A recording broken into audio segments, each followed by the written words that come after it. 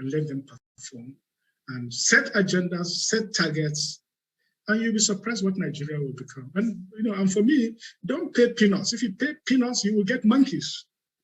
Pay people, world-class salaries, and then put targets for them. They must deliver. That's my honest belief. So to me, that's the way to go. Thank you, sir. Thank you.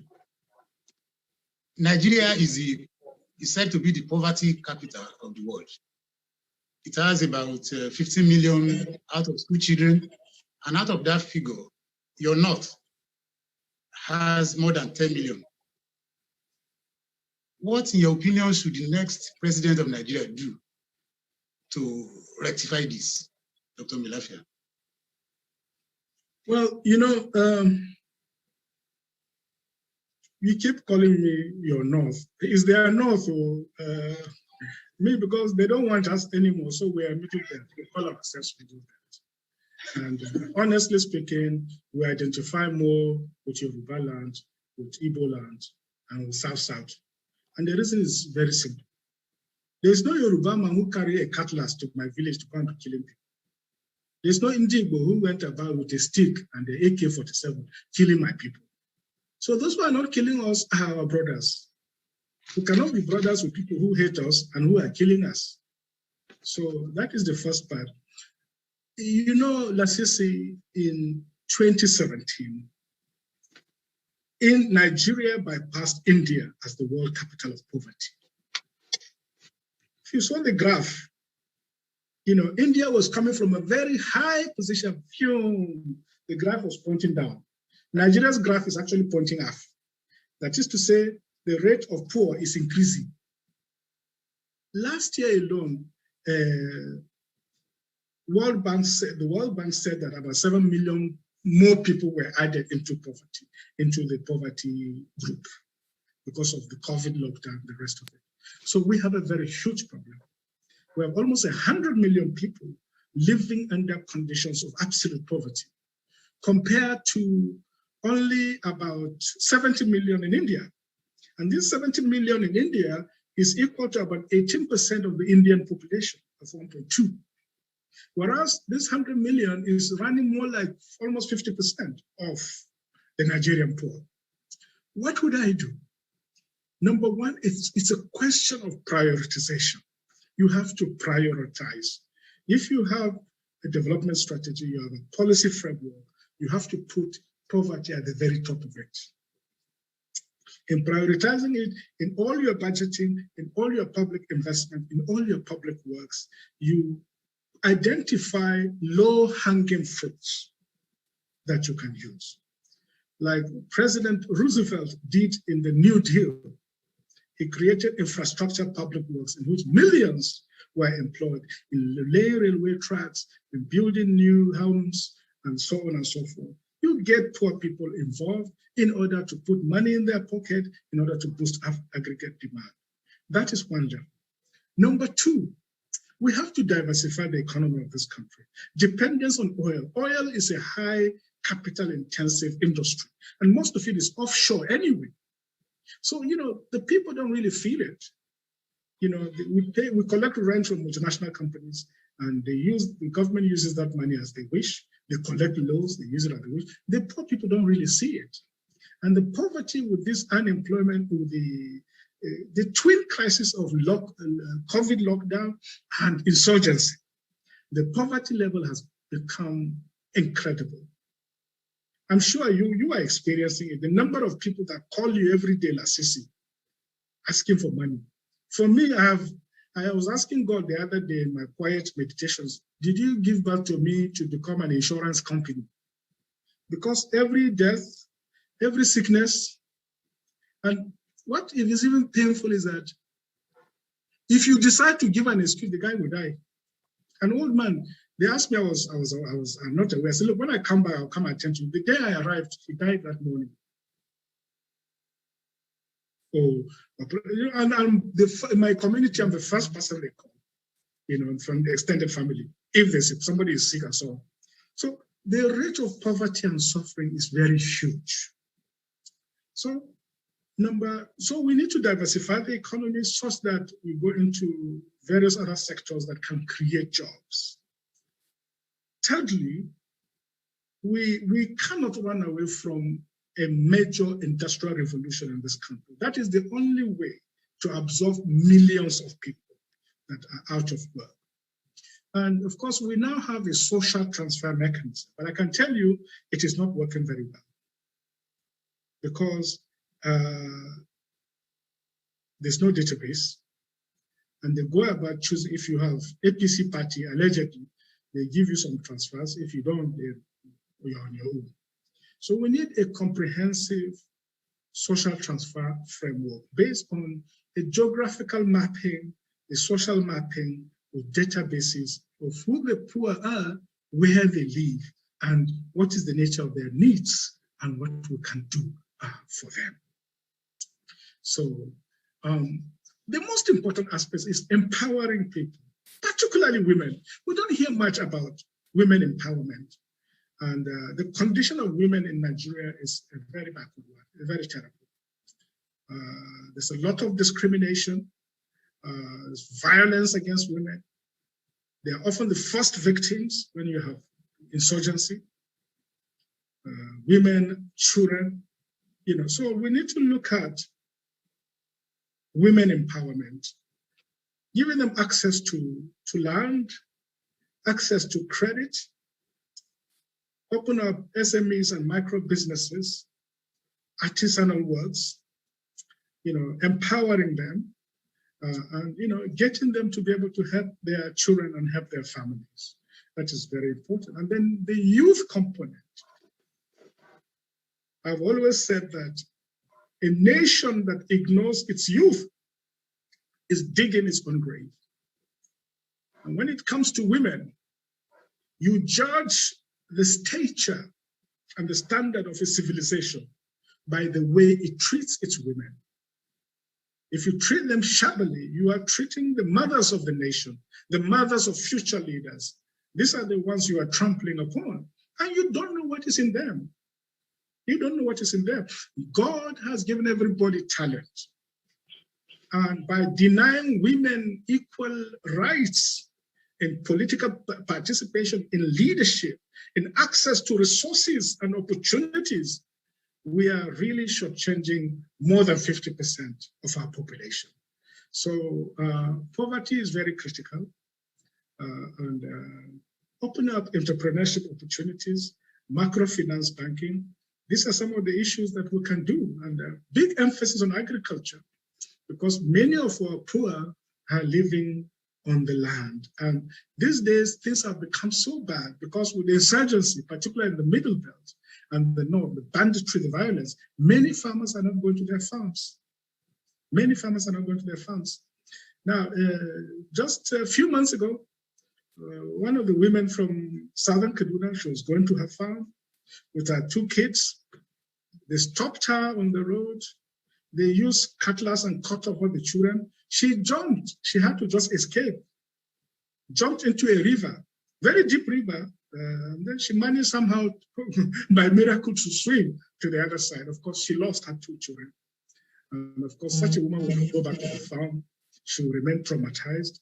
These days, in Plateau State, in Southern Kaduna, what they are now doing is just go to the farms, because the corn is now almost bringing out this game, what do you call it? It's flowering. They're just going out throughout the night, just cutting down the crops that these poor people are relying on to feed their children. So I would reboot agriculture. I will create jobs, because that is essential to getting poverty. And by massive investments in infrastructures, in public works, not the intensive type that you give all the money to one businessman and he does a shoddy job, but you create direct labor systems that will put money in people's pockets. Well, how about getting 10 million youths to lay down railway tracks throughout the country? That will create a huge knock-on effects throughout the country, and build entrepreneurial skills for women, for youths, and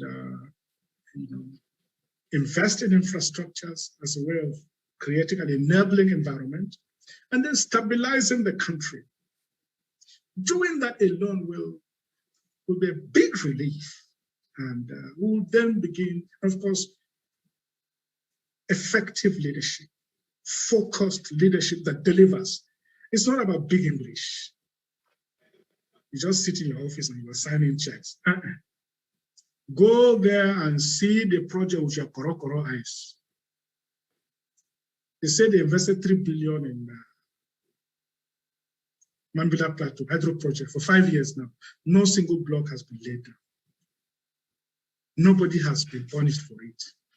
And that's how they're doing it.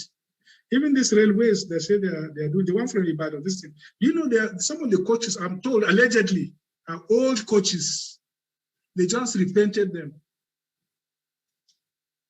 What a disgrace. What a disgrace. Change the way Nigeria works and poverty will be reduced. Dr. Olagunju, you have one more question. Before that, please think about your last question from your list of questions. We recognize the audience. Some of you have been raising your hands to ask questions. The way we do it is at the end of the interviews that we bring in members of the audience. So we know you are anxious to ask questions. Some of you, like 50 people, have sent their questions on our registration site. Please don't raise your hands now, please. We will call on you at the right time. This program is being watched on, we have 8 platforms. I already have reports from 3 platforms for over 130,000 people who are already watching this program. To those of you who join us, Zoom is just the one we use to interact, but we are feeding other platforms. And there's a television station that is broadcasting this. This is being heavily watched. And I'm sure the state is also paying attention to many of your provocative statements. We have distinguished guests who have joined us on the Zoom. I cannot thank all of you. I've seen Professor Gloria Megwale from Connecticut University, Professor Banjo, former Vice Chancellor of the University of Ibadan.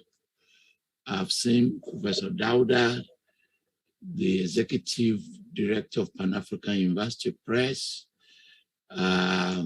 So many people from Canada that I've seen who have joined us. Professor Sakari Gundu, Chairman of Council, Benue State University. If I don't mention your name, please, I'm not going to mention everybody's name. I'm just recognizing some people who have joined us. The quality of the audience that watch this program is very high. I've seen the Dean of Social Sciences, Babcock University. I've seen Mrs. Awolowo Dosumu of Awolowo Foundation. Thanks for joining us. The Nation newspaper, Tribune newspaper, Punch newspaper, Oladele of Premium Times. I've seen like 6 editors who are here with us. Thank all of you for joining us. 3 Vice Chancellors, I've seen your name. Thank you for joining us. I'm using this Gretchen Bauer of Delaware University. She's always joining us. One day we're going to interview you. Thank you for joining us. I'm doing this to allow Dr. Olagunju to decide on his very last question. Thank you all.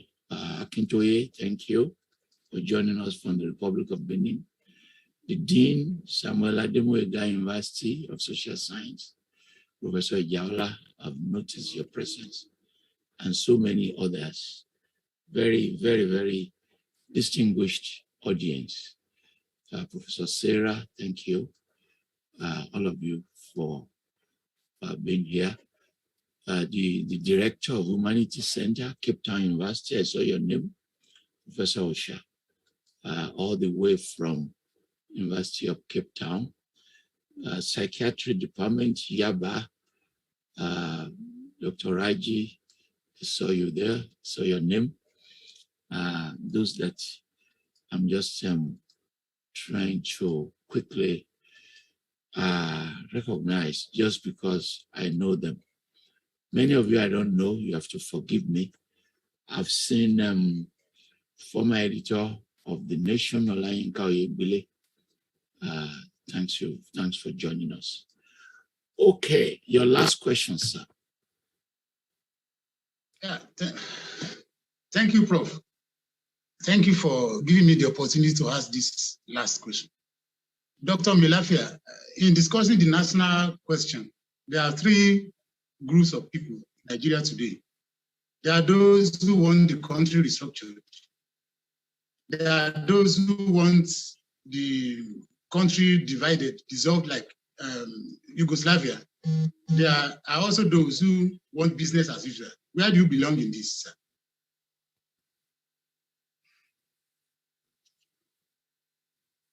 You see, business as usual is no option. That will be the lazy man or the lazy woman's approach. The ship is sinking, and you say, do nothing, leave things as they are. Of course, to me, that is not a real option. But let me also say that I don't condemn those who believe that the country should, everybody should go their own way. I can understand where they're coming from. I can understand it. And I think it is easy to feel that way, and it is understandable. But I am still among those who believe that we should still give restructuring a chance. The reason why I say so is because, Albert Einstein said famously that God does not play dice with the universe. And that is that God doesn't do things by chance.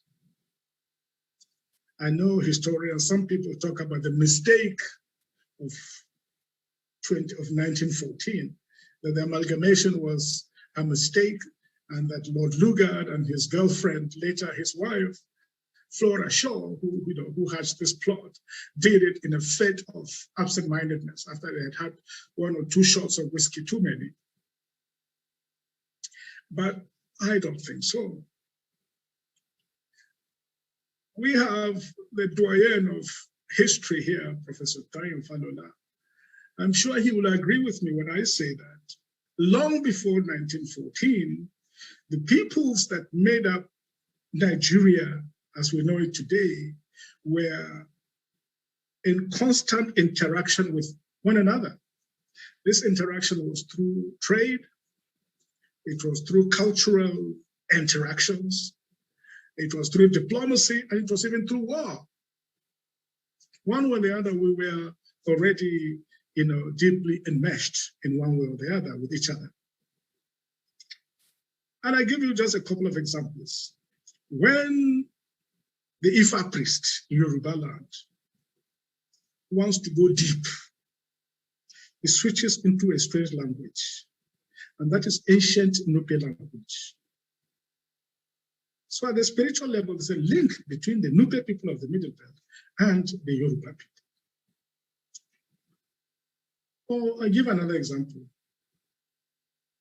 The royal flow of Onitsha, they are Benin people, they are Benin princes. They came all the way from Benin and were there. And if you look at the Inri spirituality of Igbo land, no serious Igbo elder will do a big project without also whispering to the Ata of Igala, because the Inri civilization came from Igala land to Igbo land. So they have those linkages there. In fact, the ruling family of Ugwashuku in Delta, they are from Igala. The whole section of Nsoka, they're Igala people. And there are indigenous Igbo people in Benue State. They're indigenous. So there's been a lot of interactions. The Kwararafa people of Jukun land, they were ruling Kano for almost 200 years. The conquered Kano was ruling for 200 years. The suburb of Yakase in Kano is actually founded by Jukuns. And Yakase is a Jukun expression. It means we are coming back. We were here last year, we conquered, we are coming back. Yakase. So we were enmeshed in so many ways. And you can't take that away from us. But today we face huge problems. But in spite of those huge problems, the underlying currents of unity are still there. I'm a village boy, and I like to listen to people in the rural areas, the ordinary people. And they have no problems with each other. The Fulani that live in my area, they speak our native language. I often visit my grandfather's grave. And one Fulani woman with Nono on her head was asking, whispering, can he still speak our language? And I was bemused. And I told her that, well, you are carrying this Fulani Nono and you can speak, why can't I speak it too? And we made a joke and laughed. That is how the ordinary people live. It is the elites who are fanning these embers of war and civil strife. So if we can look beyond it and gather a coalition of well-meaning Nigerians to put forward a new agenda, a new national project, let's give it a try. Having said that, well, I'm just one person speaking. If at the end of the day, Nigerians feel that they hate each other's habits so badly that there's just no hope of living together, then instead of slaughtering so many more people, it's better to close shop and let everybody go. In fact, I was speaking to a Sokoto prince, very, very high-powered man. He told me not long ago, I was shocked. He said, look, we've already accepted that the country will break up. I said, what? He said, no, we know it's going to break up. The issue is not if, but when. So maybe some people have already made up. That is where they're gambling in such an atrocious way about the future of the country. You know, they're borrowing and over-borrowing. Nobody knows where that money is going. Maybe somebody's building a war chest somewhere, who knows? So I think I've studied enough history from Mesopotamia to ancient Egypt to, to the Ottomans and everybody, ancient Greece and the rest of them, to know that, nations, civilizations will rise and fall. And, God, I believe, is doing a great thought experiment about a country that he believes is the only hope and symbol of Africa and the guardian of Black civilization. I have traveled to the Caribbean. I've traveled to the Pacific Islands, where the sun and the moon, the stars look totally different. It's like the end of the world. There are people of African origin there. All of them see Nigeria as the hope. Nelson Mandela said that unless Nigeria makes it, the rest of Africa will hardly make it. So for the sake of Africa, for the sake of the long-suffering peoples of African origin who have been humiliated for 500 years, slavery, colonialism, racism, bigotry, they are looking up to at least one country that will be a shiny example of African and Black success that will change the image of the world completely. But of course, if we bungled it in Nigeria, I can tell you it will be a tragedy, not only for Africa, it will be a tragedy for the whole world, for the Black world. So, well, having said that, I think the choice is ours. For me, I would say, let's give it at least the last try. But it's just like a marriage. If people are trying to kill each other in a marriage, it's better for them to be separated for the sake of peace. So if we are going to keep slaughtering each other, then it's better to, separate every side. And then on their own, middle belts could decide that they want to partner and join Yoruba land, Bududuwa, and join Biafra to become another country. Let that be their free choice in a referendum. This would be an option instead of slaughtering each other, because no country can have two legal systems. We cannot have two legal systems. That kind of country doesn't make sense. You cannot have Sharia applying to civil and criminal up to the highest levels, and then the common law at the same time. It's like a snake with two heads. A very dangerous monster. So it won't work. And so really, this is the dilemmas. If I've confused you the more, then I think I've succeeded a bit. Dr. Lack, you have a lot to write in your weekend column next week. And we're expecting your analysis of this interview. The last person to interview Dr. Mailafia is Professor Okeheduru, and it's coming at a time when we have report from a fourth platform that they just sent to me. We are now over 200,000 people who are watching this. It's more than that because I don't have the list of all the platforms. Professor Okeheduru is a very well-known political scientist and is published on global, regional, and national political science and economy. He graduated from the University of Nigeria, Nsukka in 1983, and then he went to Akron, Ohio, and then University of Connecticut to complete both his master's and PhD. And at the moment, he's a professor of political science, Arizona State University. He's a very generous man. I've visited his campus, his house, and everything. And he went back to Nigeria for some time, where he was a visiting professor at Nigerian Defense Academy and a visiting professor, National Defense College. And he knows about the Nigerian military inside out.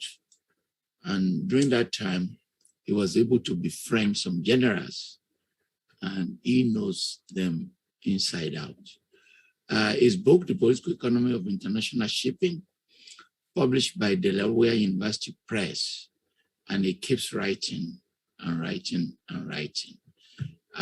Professor Iheduru, welcome, and your first question, please. Thank you so much, Professor Falola, and thank you. Good to see you, Dr. Mailafia. I'm delighted at this opportunity to interact with you. And yes. I'd like to start by bringing back the state in. And you have to forgive me, because as a professor, I wouldn't be asking direct questions. I'd like it to be more interactive. And so talking about failing states presupposes there is a model or model characteristics of an effective state. And you alluded to that in one of the answers you gave. We're looking at the extractive capabilities of the state, public management capabilities of the state, or effective management of its resources, and then security. And for me, particularly human security. Okay, and so those are the three dimensions that my questions will cover. First one is one of the hallmarks, therefore, of an effective state is the capability to manage its economy efficiently. particularly the extractive and prudent management of resources to ensure a modicum of economic growth vis-a-vis population growth. In July 2021, Budget, a Nigerian-based civic tech non-profit organization, published a damning report showing that the debt servicing obligations of Nigeria gulped 97% of Nigerian government's total revenue in 2020. The report claimed that of the $3.42 trillion generated revenue, the country expended $3.34 trillion on debt servicing, just as the total expenditure stood at $10.01 trillion. And that means all FG salaries, overhead, capital expenditure were financed with loans and CBN support. It represents the government is generating only 67.7% of its revenue performance. Now, any family unit or business that generates 67% of its revenue and at the same time spends 97% of its total revenue, debt in servicing debt. We're not talking about paying the entire loans. That business or family wouldn't be in business for much longer. And on top of this disastrous performance, the Buhari administration is still going on binge borrowing. The Senate on July 15th approved the president to borrow additional $8.3 million and 490 million euros. This is in addition to a total debt profile of $84 billion. So I have a question. You are as good as economists and public intellectuals can be a quintessential one for that matter. Should Nigerians be alarmed? Because this sounds like near bankruptcy or one step to receivership of the country. Is it not? It's two. Other than the debt service that I have already noted, do you know what the government is spending this money on?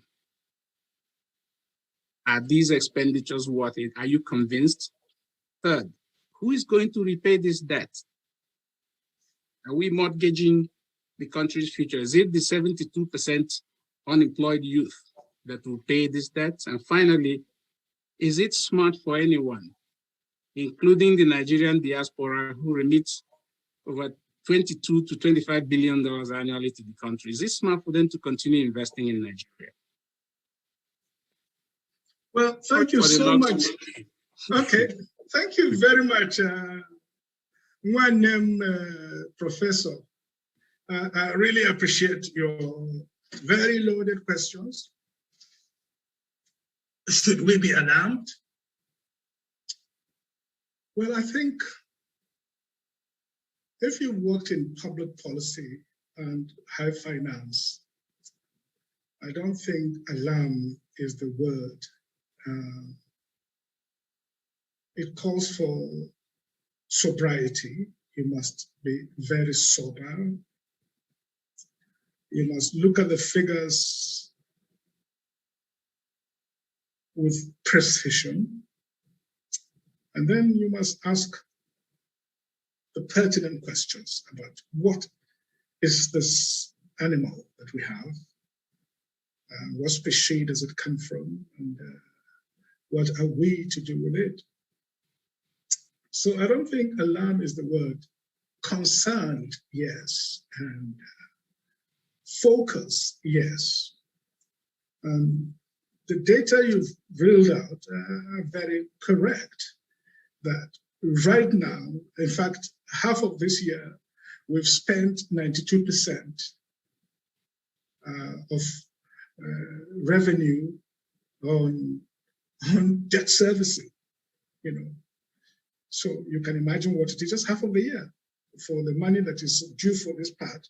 It's already 92. So by the end of the year, either it's been 92 or probably even 97, 98. In fact, Fitch Ratings Agency has predicted by next year, when a lot of the debt would have matured for repayment, we would now be paying almost 300%, God forbid, of revenue. Now, we were deceived into this because a lot of people were saying, you can borrow more, because, your GDP ratio to debt is only 35%, whereas for your class of country, 40% is like the optimal level. But of course, you and I know that you do not use GDP to pay loans. You use cash, you use liquid cash. And, and this is a big problem. It is also a fact that we are spending more on debt servicing than we're actually saving on capital expenditure, which is ridiculous. And of course, that means, you see, consumption doesn't lead to growth. What really leads to growth is, spending on investments, on capital investments. This is what is going to propel growth. And if we're spending it on just current expenditure, the bulk of it on current expenditure, and then for paying back our loans, then this is a problem. So it calls for sobriety, it calls for serious introspection in order to see what we can do. What is this money used for? Very, very important question. I don't know. People don't remember this, but the first loan that we took was in 2015, when Mr. President flew out of the country, went to the United States, and met with the World Bank. He came back with a check of $1.3 billion for ostensibly the reconstruction and rehabilitation of the Northeast. Well, I went to the Northeast not too long ago. I can't see any rehabilitation. I can't see any project. So what was that loan used for? I agreed it's a soft loan. It's an IDA loan that you have to pay back over 30 years at 1% interest. So it's a very cheap loan, but it's still a loan and it's going to be paid back. It's not a grant. And we have serious problems. The railway lines, the railways being built 2-3 times what Ethiopia and Kenya paid to the Chinese for approximately the same sort of projects. So why is that? They have brand new rolling stock. We have repainted rolling stock. Some of them, at least, I didn't say all, allegedly. And this is very disgraceful. Some of them are breaking down already. Very disgraceful. So what the money is being used for, I'm baffled. I would lay down a couple of principles that if standing here as a financier, as a banker, I couldn't say don't borrow. But if you must, especially foreign loans, dollar-denominated loans, let it be strictly for projects that have a guaranteed, calculated return on investments. If you can't do that, chalk it out. The late Magufuli of Tanzania, when the Chinese came and offered him a $10 billion loan, and in the small print in Chinese, they said that they would want to use the port of Dar es Salaam as collateral for 99 years. He was so alarmed, he threw back the offer at them, and he decided not to even look at any loans again. He looked at savings. He looked at cutting back the cost of governance. He stopped all these wild foreign travels. He blocked everybody from any medical trip abroad. And he said he was very surprised how much money he was able to realize from just this cost savings. And then he took a very rigorous interest in contracts, public contracts, infrastructure contracts. He was very rigorous in planning and designing those contracts and in monitoring those contracts. And within a few years, Tanzania became one of the fastest growing countries in the developing world. So I think it's a very important thing we can learn. We have very spendthrift habits. It reminds me of this character in Things Fall Apart, Unoka.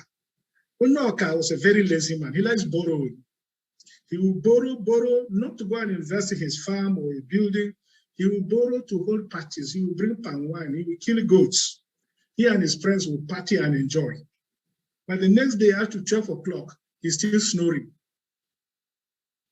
Of course, he became a ne'er-do-well and ended his life very badly. So I'm afraid we are suffering from the curse of Unoka. And this is a very big problem that we have to overcome. And who pays for it? Of course, you and I will pay for it. Our children will pay for it. Because these guys by 2023, inshallah, they are leaving the state, and I hope we never see their kind again. But they will leave us to carry the can. And what is even shocking and dispiriting, they are building railways to Niger. They are building refineries in Niger. Look, if it's your money, I don't mind. And even if it's a grant from Nigeria, I don't mind, really.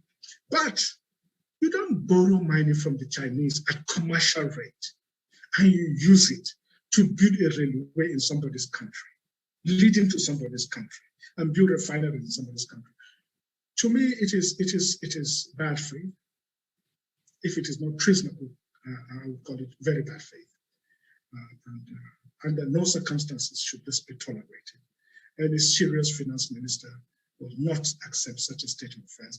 You know, with no prejudice towards Niger, they're our brothers, they're neighboring countries, they're part of our ECOWAS family, but you don't borrow money at commercial terms to go and invest in somebody's this thing, and then your children will end up paying it. I think this is very bad policy. Remittances, well, that's true. I mean, it's been, some people say it's probably up to $32 billion now per year, and remittances, but it's not, you call it an investment. I would say 70% of these remittances are not investment.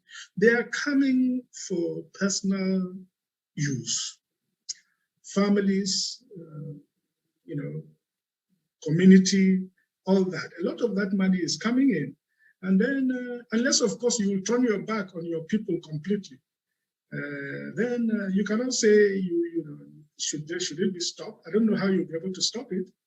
You have nieces and nephews going to school, you want to help them. You know, you have aunties that are retired with some problems, you want to help them. There are community efforts that you contribute to. So a lot of this money is coming like that. And I don't mean to belittle it, it's a lot of money. In fact, at one stage, it was far more than any investment coming to Nigeria. Those remittances were the ones keeping the system floating.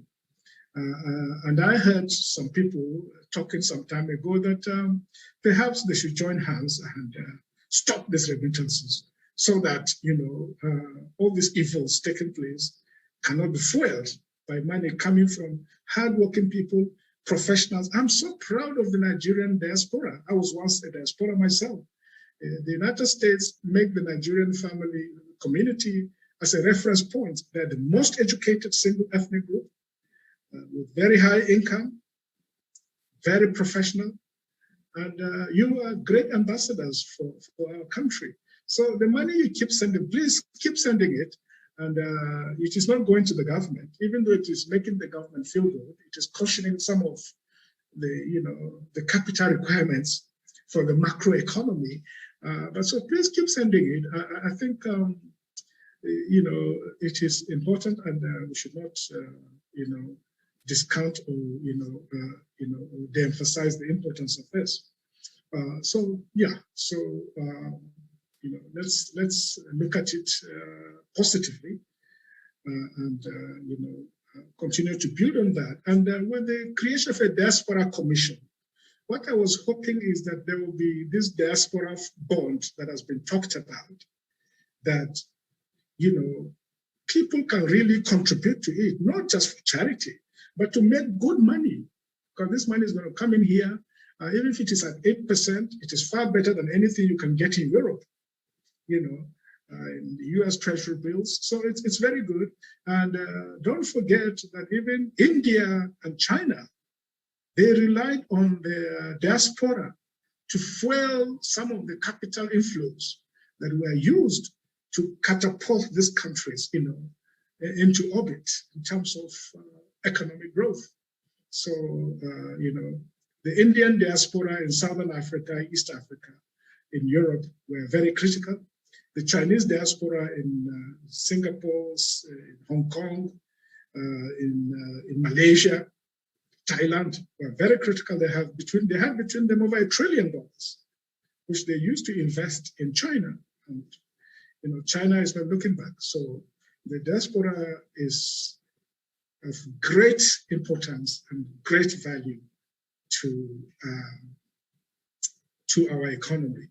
And let's devise better means of channeling these funds so that they become good investment money and they go into critical areas that will bring value not only to the economy but to the investors themselves. And let's make it a win-win for everybody.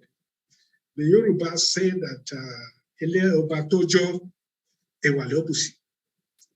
So when the king's house, the first one is burnt, the second one is going to be even far better. So let us look to the future with hope, and let us continue to be focused. When some of us speak against all these evils going on, we're not troublemakers. People have asked me, well, you spoke some time ago, why you have never given any evidence? I thought that question was coming, it never came, but the truth of the matter is that for me, it's a matter of conscience. Anybody who can see the killing of children, the slaughtering of defenseless women, people that Nelson Mandela called an unarmed and defenseless people, you go and you kill them, you cut them down, you rape them, and you say that me, Obadiah Mailafia, I should keep quiet and watch you. Now lie. They never born you yet. Never. So for me, it's a matter of conscience. It's a matter of principle. And I spoke and I said that if I perish, I perish. That is the truth of the matter. And I still stand by everything I said, every single thing that I said. So, God, so help me God. Thank you so much. Okay, thank you, Dr. Mailafia. I think your answers, the latter part of your answers, segues into my next question, which focuses on the human security dimension of the capabilities of the state. There is an inverse relationship between growing authoritarianism, characterized by clamping down on free speech, flagrant disregard of the rule of law, and disdain and denial of human rights, which must be trumped, supposedly, by the reason of state. And events unfolding since 1999, but especially under the present government of Major General Muhammadu Buhari retired, appear to have dashed the hopes raised by the advent of the Fourth Republic, that Nigeria was eventually, at last, transitioning to a democratic era where the above freedoms are upheld. And that hope seems to be fading, if not reaching an empty. And I just mentioned a few of them: hostility for journalists and free speech, National Broadcasting Commission, including hate speech in its code. NBC has imposed fines on several organizations, issued caution to broadcasting houses, too numerous to mention. Former chairman of Human Rights Commission, Chidi Odinkalo, and Audu Mekari were arrested, and Cybercrime Act, and so on and so forth. Fake news bill is at the National Assembly, and currently the NBC is being challenged in the courts by Socioeconomic Rights and Accountability Project, and NGO. Premium Times, that is represented here, the Center for Investigative Journalism, and other human rights groups. And so these are my questions. Are these the last gaps of a failing state, or are they the beginnings of what political scientists call the, ironically, the electoral dictatorship that is reminiscent of Decree 4 of 1984, which empowered the Buhari as a military dictator to unilaterally shut down newspapers, radio and television stations for publishing or reporting what was perceived to be detrimental to its interests. 2, what else can and should Nigerians do other than the ongoing public interest litigations to push back against this gathering storm? And finally, to be fair to the government, of course, at least it hasn't failed completely. We're still Nigerians. And that's relating to what you answered earlier. Why should you not face the full wrath of the law? You, Dr. Mailafia, given that you are yet to provide evidence to support your claim that some reformed terrorists had confessed to you that some northern governors funded the activities of Boko Haram. Well, thank you very much, Prof. You know, there is this joke that a dog and a sheep were having an argument, and it was getting towards Salah time.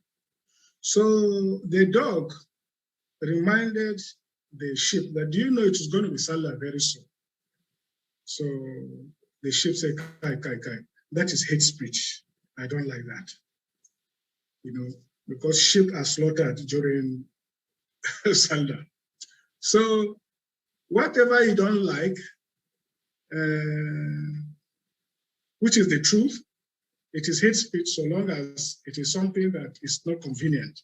That is the way they are looking at it. And, you know, I've been a columnist myself, and I've done some TV programs. And you talk to editors and the rest of them, and you know that the NBC has become a very tyrannical organization. If it was regulating for the right reasons, they literally go about dictating editorial policy. And this is very unconstitutional, very unconstitutional. You know, the lawyers would say that he who comes to equity must come with clean hands. Right now, as we are talking, EFCC is investigating 10 billion naira that disappeared in NBC coffers, allegedly. So who are they to preach to people if they are so corrupt? Who are they to preach to others, journalists who are only doing their job? You know, so it is very wrong of them. And then the National Assembly, we heard, can you believe it? We're debating a new bill that will make hate speech a capital offense. Boko Haram is not a capital offense. Armed Fulani militia genocidal killers are not under capital offense. Bandits, many of them from foreign countries, are not subject to capital offense. People who say something that it doesn't sound convenient to them, when they decide it is hate speech, then they are proposing capital punishment. I don't know which kind of breast milk their mothers give them. These people are poisonous and very evil. I have to say that. For even think of that. People talk something and then you hound them. People who are carrying AK-47 openly, who are beheading clergy, killing everywhere. No arrest, no capital offense. But people who are just writing with their pen or who are just expressing their opinion, they are thinking of even capital offense and they're calling it hate speech. The most hateful human beings are the ones who are obsessed with hate speech, in my opinion. So to me, that's a non-issue, and we must call their bluff. And they need to understand that the pen will always be mightier than the sword. You can never kill the truth. You can never kill. You can kill human beings with flesh and blood, but you can never kill the human spirit. And you can never kill the power of ideas whose time has come. So I am confident that even this will pass. So I am not worried about it. And yeah, and yes, you know, last year, and well, I'm glad you are bringing this up. I went into, shall we say, some local difficulties when I had it was a breakfast show in actually a very obscure TV FM station in Lagos. Just over breakfast, I was having my coffee and we were just engaging in conversation. And then it came to the subject of insecurity. You know, the rest is history. And I wish to let you know that, look, in the settlement we reached with the DSS, we agreed that I shall not reopen this chapter, that I shall not, you know, bring back this subject in any material detail. And I agreed to that. But I need to set some records straight. I never recanted what I said. Never. And I am not prone to flippancy or to flights of fancy. I'm a hard-nosed banker and financier, and I don't talk nonsense. If I didn't see anything, I won't even talk. But like I said, I spoke on the basis of my conscience. I was privy to certain information. And so I was so concerned that I had to speak out. And nobody, I'm a columnist, newspaper columnist, nobody should expect me to endanger people who volunteered information to me, to endanger them and endanger their families. That's not going to happen. But be rest assured that I wasn't talking out of any flight of fancy. I didn't even enjoy talking like that. It's not in my nature or in my character. But my conscience would not allow me to sleep because human lives are involved. All life is sacred. And these people, we don't know where they're coming from. Because our ancestors, my grandfather was a warrior. And he gave the British such a hard time that the only way they could convince him, and very crafty, the British, as you know, they persuaded him to become a police officer in the British colonial constabulary. And that is what my grandfather, Baba Galadima Gambo, did for most of his life. And he went to Lafia to settle a riot. And my father was born, and he sent a message to call him Mailafia. So that's how I have the name Mailafia till today. Now, so I was privy to certain information, and I felt a civic duty to speak out. And because lives are involved, and I won't go back into the details, but I never recounted. Some people even wrote such ridiculous nonsense, especially Daily Trust, that, oh, with PhDs like Mailafia, look at it, very irresponsible. He's a confused man. He recounted what he said. Oh, he met some market women, or some market people, you know, selling cows. Well, I gave diplomatic answers to difficult situations, but I'm not a Confucianist, and I spoke with the highest responsibility. You are seeing what is happening now, that they are escalating everything. Kidnapping in Kaduna State now is almost house to house. People are no longer even reporting it. They're in the rainforest, aren't they? It is only Nnamdi Kanu that stopped them. I may not agree with all his methods, but he's my friend, and I don't deny my friends in public. He had his conscience and he spoke out. So this is the situation. And, it's a matter of the sacredness of life, saving our people, stopping the killings. If the killings stop today, I have nothing to say to anybody.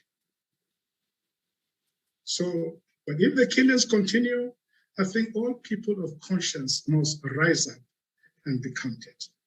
They must rise up and be counted, because otherwise we're going to have a genocide in this country, and we must avoid a genocide. So they've gone into Yoruba land, they've gone into Benue. Benue State alone has almost more than 1 million refugees for a population of about 4 million people. I mean, just look at that. It's almost a quarter of their population. So we're in a very serious crisis. That is why I spoke out. And I spoke out as a citizen, not as a troublemaker or somebody who wants to undermine the public peace, not at all. But I felt a civic responsibility to speak out in the name of humanity and in the name of my conscience. That is my view on this. Thank you so much. The number of those watching this program has increased tremendously. It's now close to 500,000 from the reports that have been sent to me. And we are grateful. Lawrence Way from University of Abuja, Okeji from Berkeley, Otubo from Europe, Agwetui from London, Professor Rufemi Babalola. Some people that recognize who are in this program. So you have to, you're dealing with, Professor Mailafia is dealing with an emergency phone call there, I think. We'll give you the last question, please. Your last question. Because members of the audience are becoming impatient. They want to ask questions. So one last question from you, sir. Okay. Is that why you put me last, so that you cut off all my questions? I thought we were getting into the of it. Anyway, here's my last question, Dr. Mailafia. As a 23-year-old, blurry-eyed 23-year-old, I lived in Langtan, Plateau State for 1 year, from 1983 to 1984. And served as a social studies teacher in the government teachers college in the town on Nigeria's National Youth Service Corps. I fell in love with Jos, where every weekend my friends and I would go on a rendezvous. I dreamed, as we were passing out in August 1984, I dreamed about returning to the Tin City, possibly with a Biram wife, to raise my family and send my kids to Hillcrest, the famous Hillcrest School in Redfield, Jos, and retire there.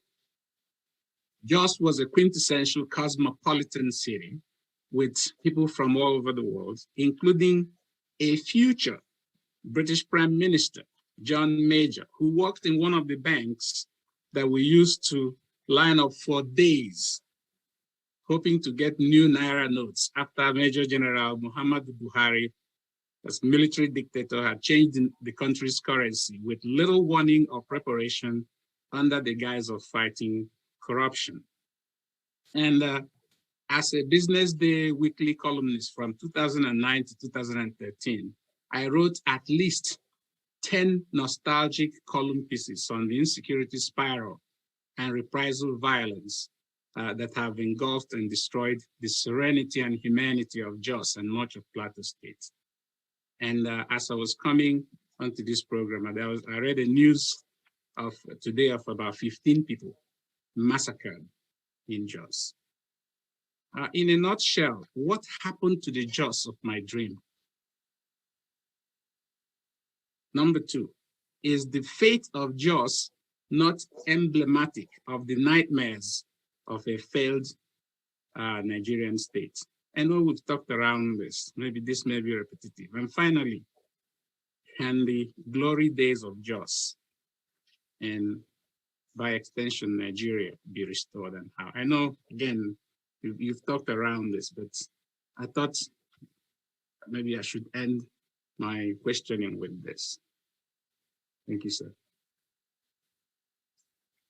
Well, thank you so very much again, Professor. I really appreciate you and the questions you've asked. Yes, I mean, for me, it was part of my growing up years to Jos, very lovely place.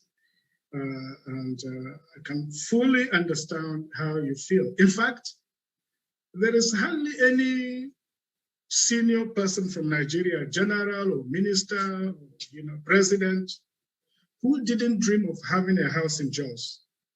Some of them already did. Obasanjo, Babangida, Buhari, they all had houses in Jos anyway. And so it was a place that many people thought of retiring to. It still has the best climate in the country. It's a near temperate climate. The people historically were very, very hospitable. Very hospitable. But unfortunately, things have evolved. And it's a very complicated story. One narrative is that it is the Birom people who don't like foreigners, who don't like the Hausa people,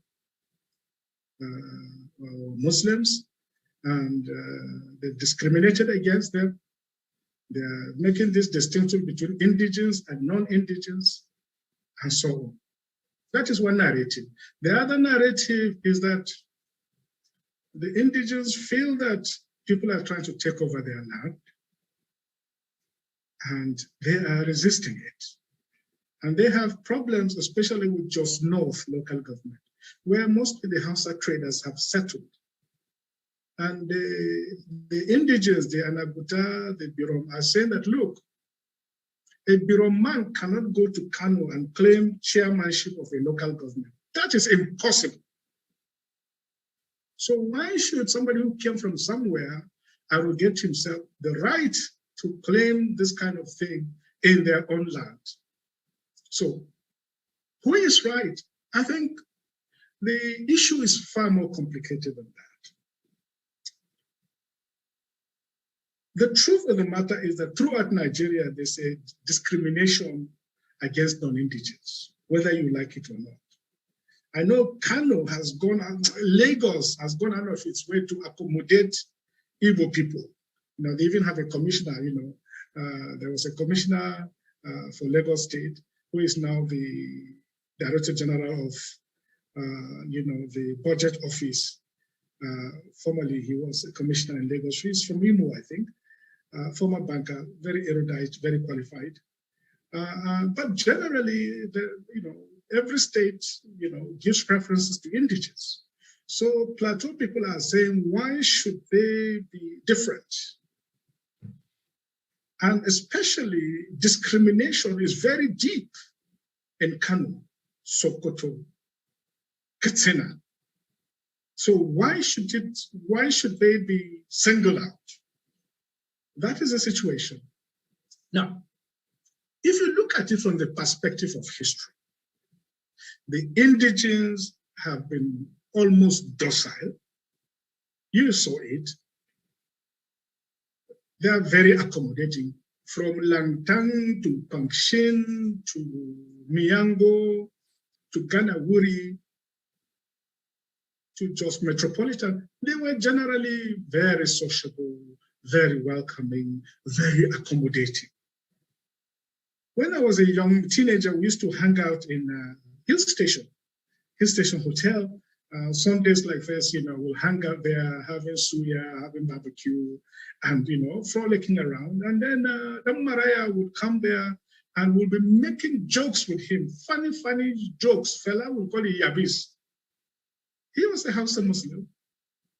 He was, was part of Jaws and highly respected and everything. So you have to ask yourself, what went wrong?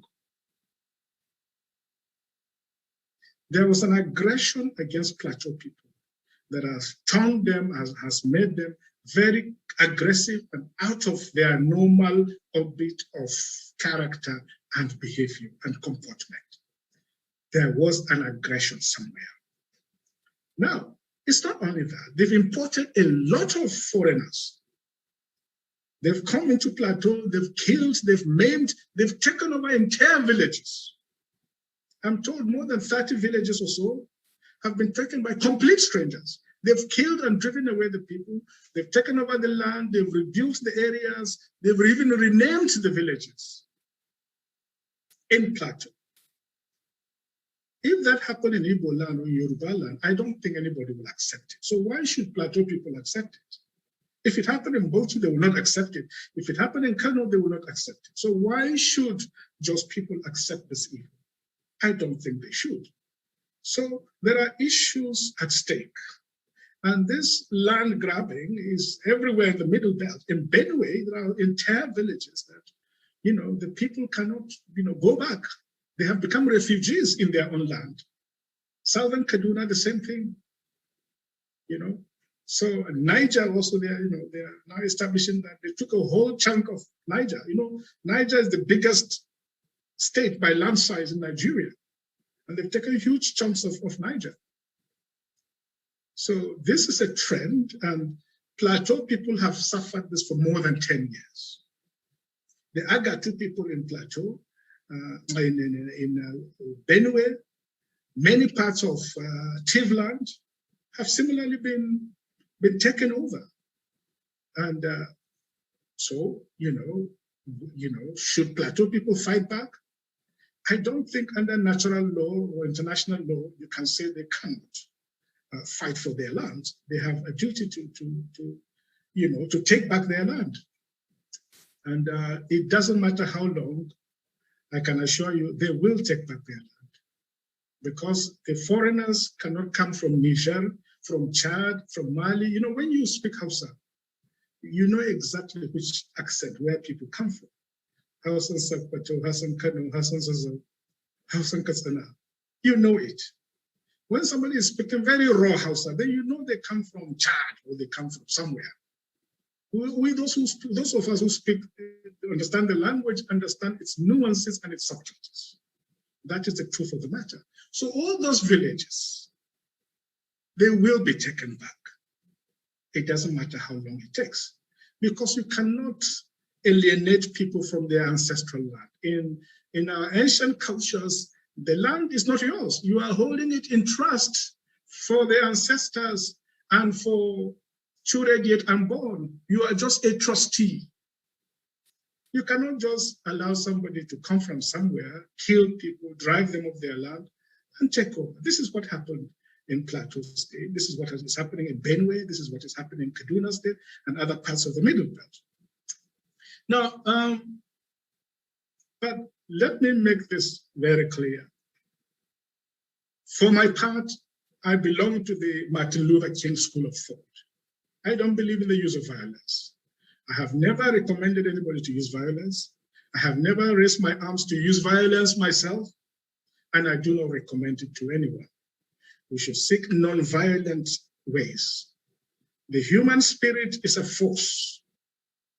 And you cannot, slavery is a state of mind. If you refuse to be anybody's slave, then you are truly a free man and a free woman. So, and that is the stand that people must take. It is, of course, emblematic of the failed state or the failing state that we've been talking about. And, those in power who were elected to protect people if they fail to protect people, now they are turning around. Even in Benue, they said, oh, when the governor, His Excellency Samuel Otom, was burying over 70 of his people, he was told from the presidency that, oh, you should learn to live at peace with your neighbors. They were very unsympathetic. In fact, they even tried to stop the funeral. They did everything to stop it. But the governor, a man of courage and a very God-fearing person, he decided to carry on. And we respect him for that, for showing courage, for showing leadership, for showing commitment and compassion for his people. So, but the Middle Belt has been bearing it for a long time, suffering it for a long time. But unfortunately, the auger is moving towards Yoruba land, towards Benin. I went to give a lecture 2 years ago in one of the Christian universities near Ekboma there, and Uromi. And I was asked to give a convocation lecture. And the driver was overspeeding from Benin. In fact, I was scared. Then he said, Oga, I have to go at that speed because the Fulanis have taken over all these forests. If I don't speed like that, maybe before we know it, they'll rush into the road. So the following week after I came back, a professor from University of Ife, Ile-Ife, professor of medicine, he had gone to Ikoma to supervise, to evaluate an exam, and examine some exams, some students. On his way back, same road, just a couple of days later, they blocked the road, they slaughtered him, and a professor of medicine from University of Ile-Ife. And so that's our country for you. They've moved into the east, and Nnamdi Kanu decided to set up Eastern Security Network. Yoruba land, they've set up Amotekun.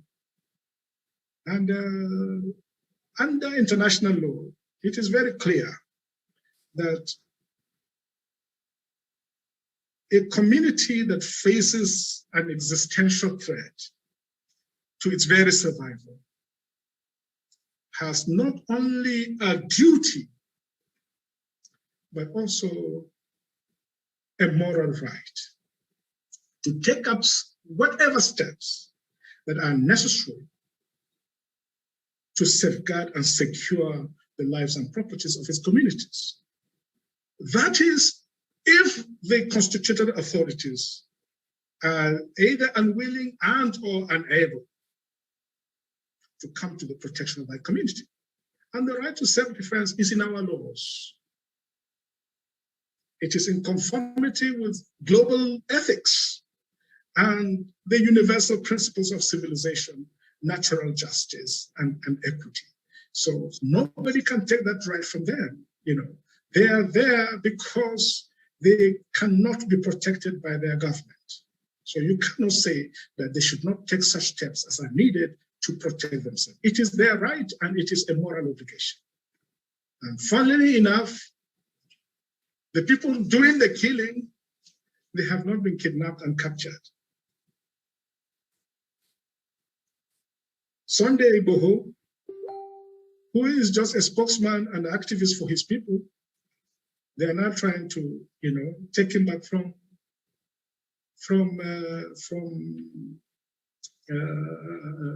Cotonou. The point is that Nigeria is a failing state.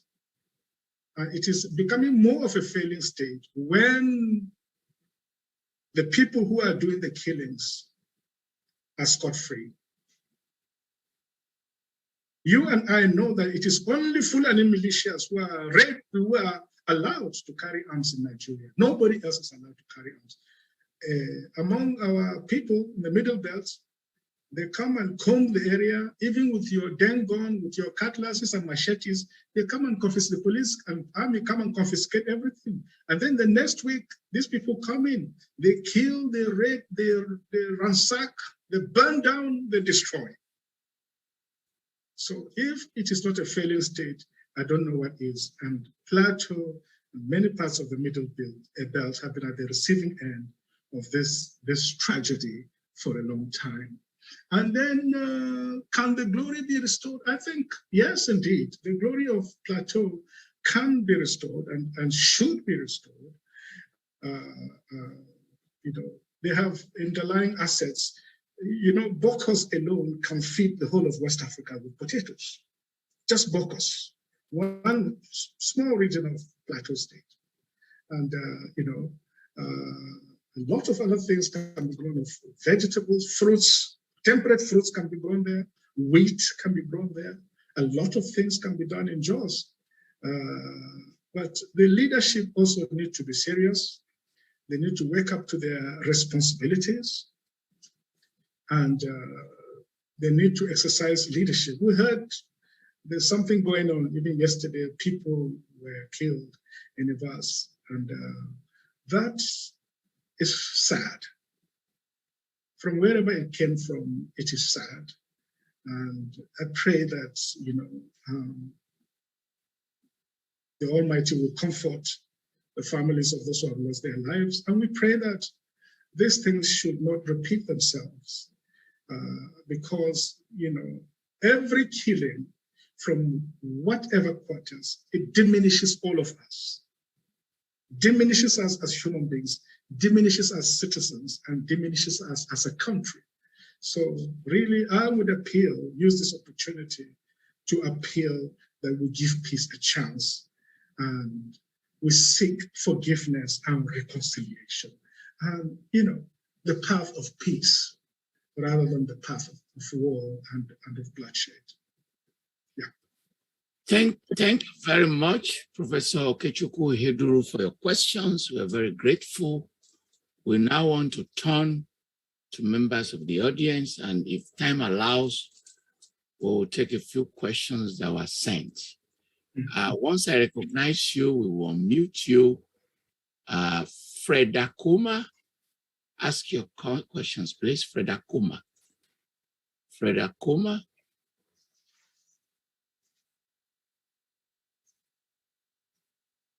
Unmute, please. Yeah, it's okay now. I can speak now. Yes. So I have to thank everybody and the guest speaker too. We have met several times in this Zoom meeting. So the question I have to ask is, should the recent government in Nigeria in the next election did not come back to power, how are we going to do the National Assembly? Because that is where the problem really is. All the laws they are passing is not favoring us. We are not benefiting anything from us. They are the one aiding the government to borrow and borrow and borrow. So what are we going to do about it? That is my question. Thank you.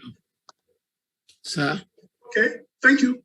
Thank you so very much, Fred Akuma. Well, in terms of the laws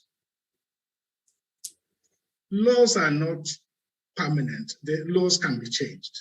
You know, laws can be reversed. So, and St. Augustine of Hippo taught that an unjust law is no law at all. An unjust law is no law at all.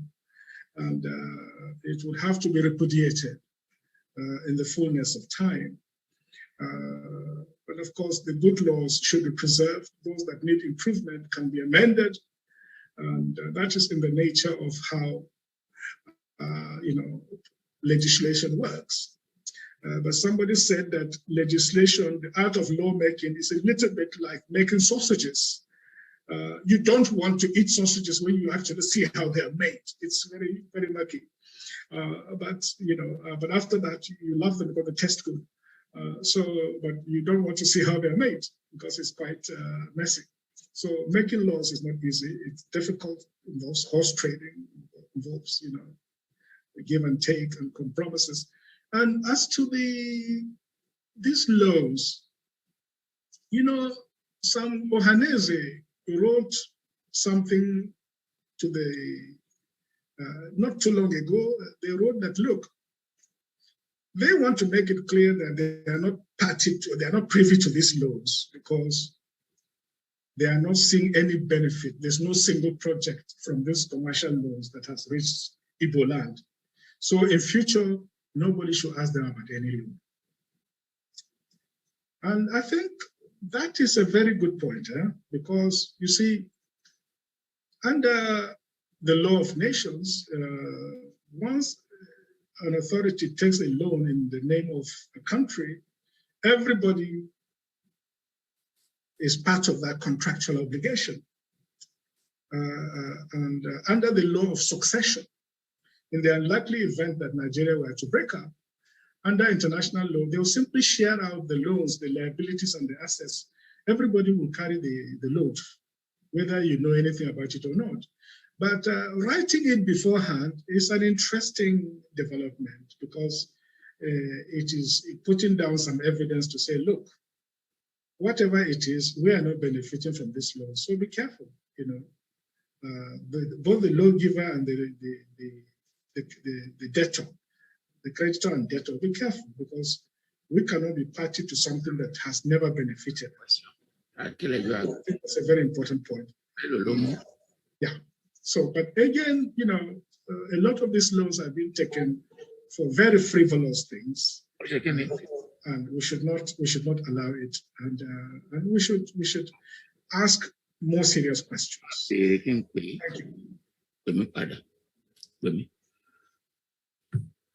Thank you. Ugovic Mwayawu. Ugovic Mwayawu. Unmute, please.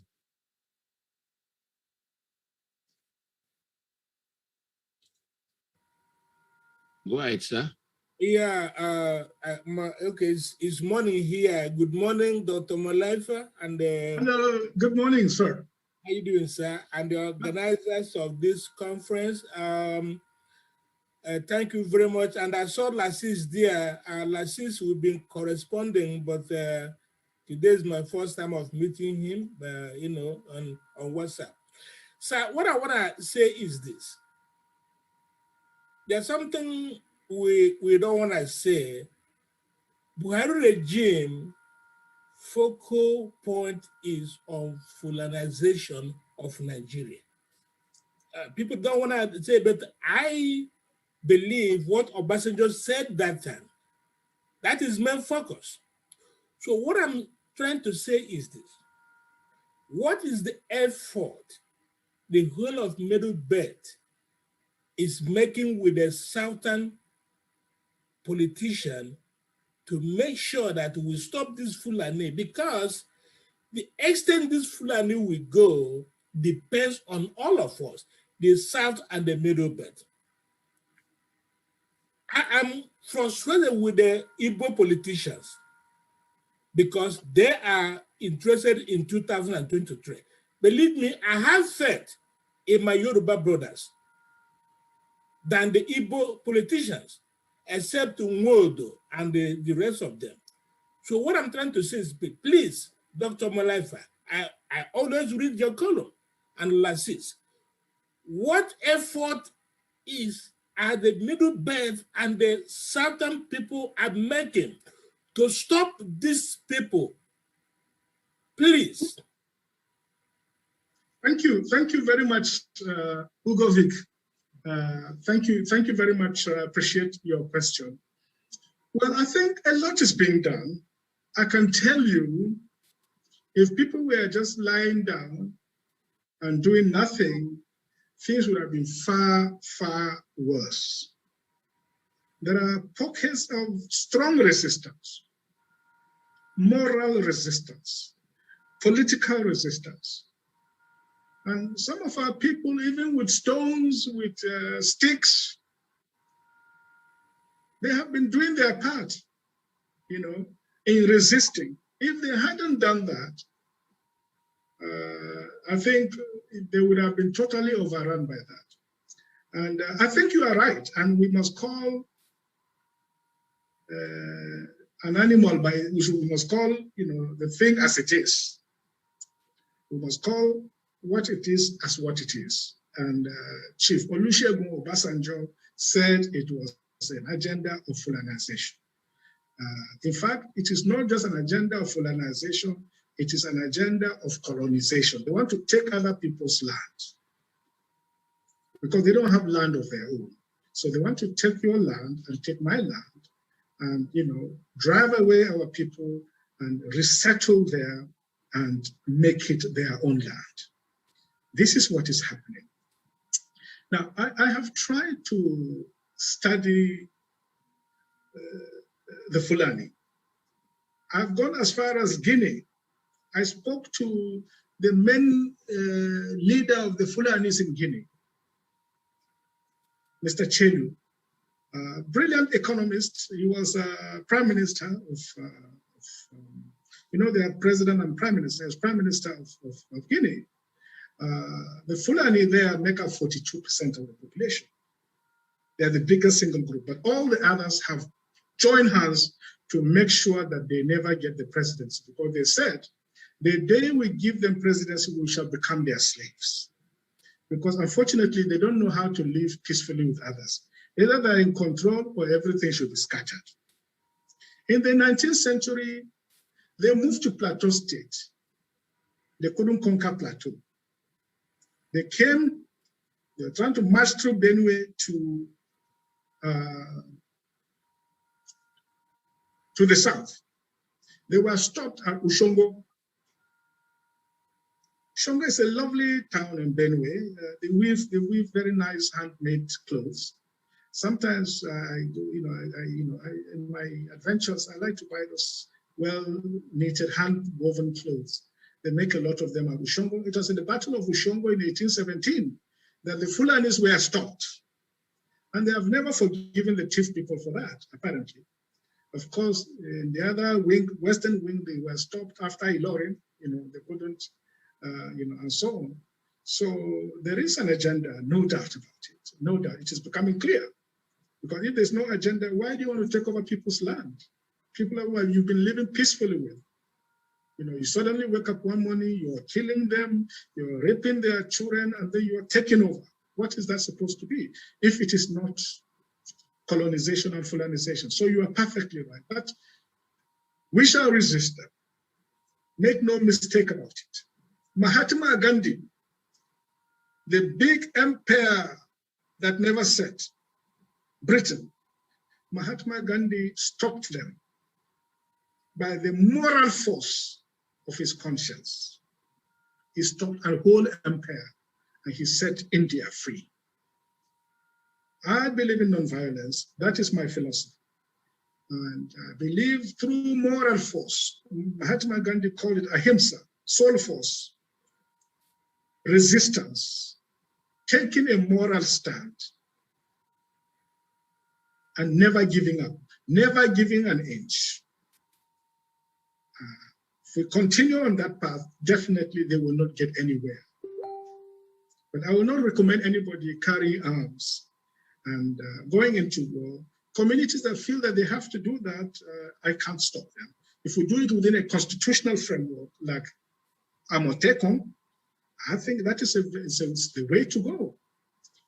But I don't support people taking the law into their hands or, constituting a force that then becomes a non-gunman, settling personal scores. I think that is chaotic and very dangerous. And any resistance to evil that uses unjust methods only encourages an abuse of humanity. And I would never be party to that. But I can tell you, sir, we shall never give up. And in the language of Winston Churchill, we shall never, never, never, never give up. Never.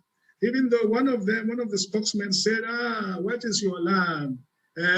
When they just kill you, you say your ancestral land. What is the value of ancestral land? Give it back to them for the sake of peace. Let them have it. This is what somebody said. And he's supposed to be even an elder. I think one of these Pentecostal churches, he was talking this kind of nonsense. And it's a shame. I hope he will be ashamed for himself for the rest of his life, for insulting insulting Nigerians with that kind of statement. It is abhorrent in the extreme. Thank you. Samuel Dada. Samuel Dada, please. Your question. Thank you, sir. Thank you, sir, Doctor. Thank you. How are you? I'm fine, sir. You sent me the link yesterday, and I did justice. I can see many people here from Canada, from America. Yes, sir. Though I saw it on Mr. Bamdeli's face some days ago. My question is, when you were asked that, where do you belong? Is it structuring division or the existing ones? You did justice. You said we should give it a trial. Sir, you're a historian, sir. I recently believe that nobody is a Nigerian. I believe we all have our own identity. And I still believe that once we have identity, we become a citizen. Then we can talk of patriotism. But in Nigeria, as a country, nobody has this identity, not to talk of being a citizen or to talk of being patriotic about their country. Now, in the Nigerian history of constitution, the only constitution that gave rooms for every ethnic nationality is the 1963 constitution. Now that we've turned back to democracy since over 21 years now, we've always been guided by the military constitution that was given to us, that was reformed, amended, that of 1979. What has been the difficulties for us to turn back to the constitution that guides, that respects all ethnic nationalities in Nigeria? So when you are saying that we must give it a trial, how can you give it a trial with this totalitarianism system of government that is in place? So I want you to explain to us, because we need something to be done. This younger generation is dying. They don't know where they belong to. Thank you very much, sir. And thanks to the organizations that program this. Thank you. Thank you, my brother Samuel. And now look,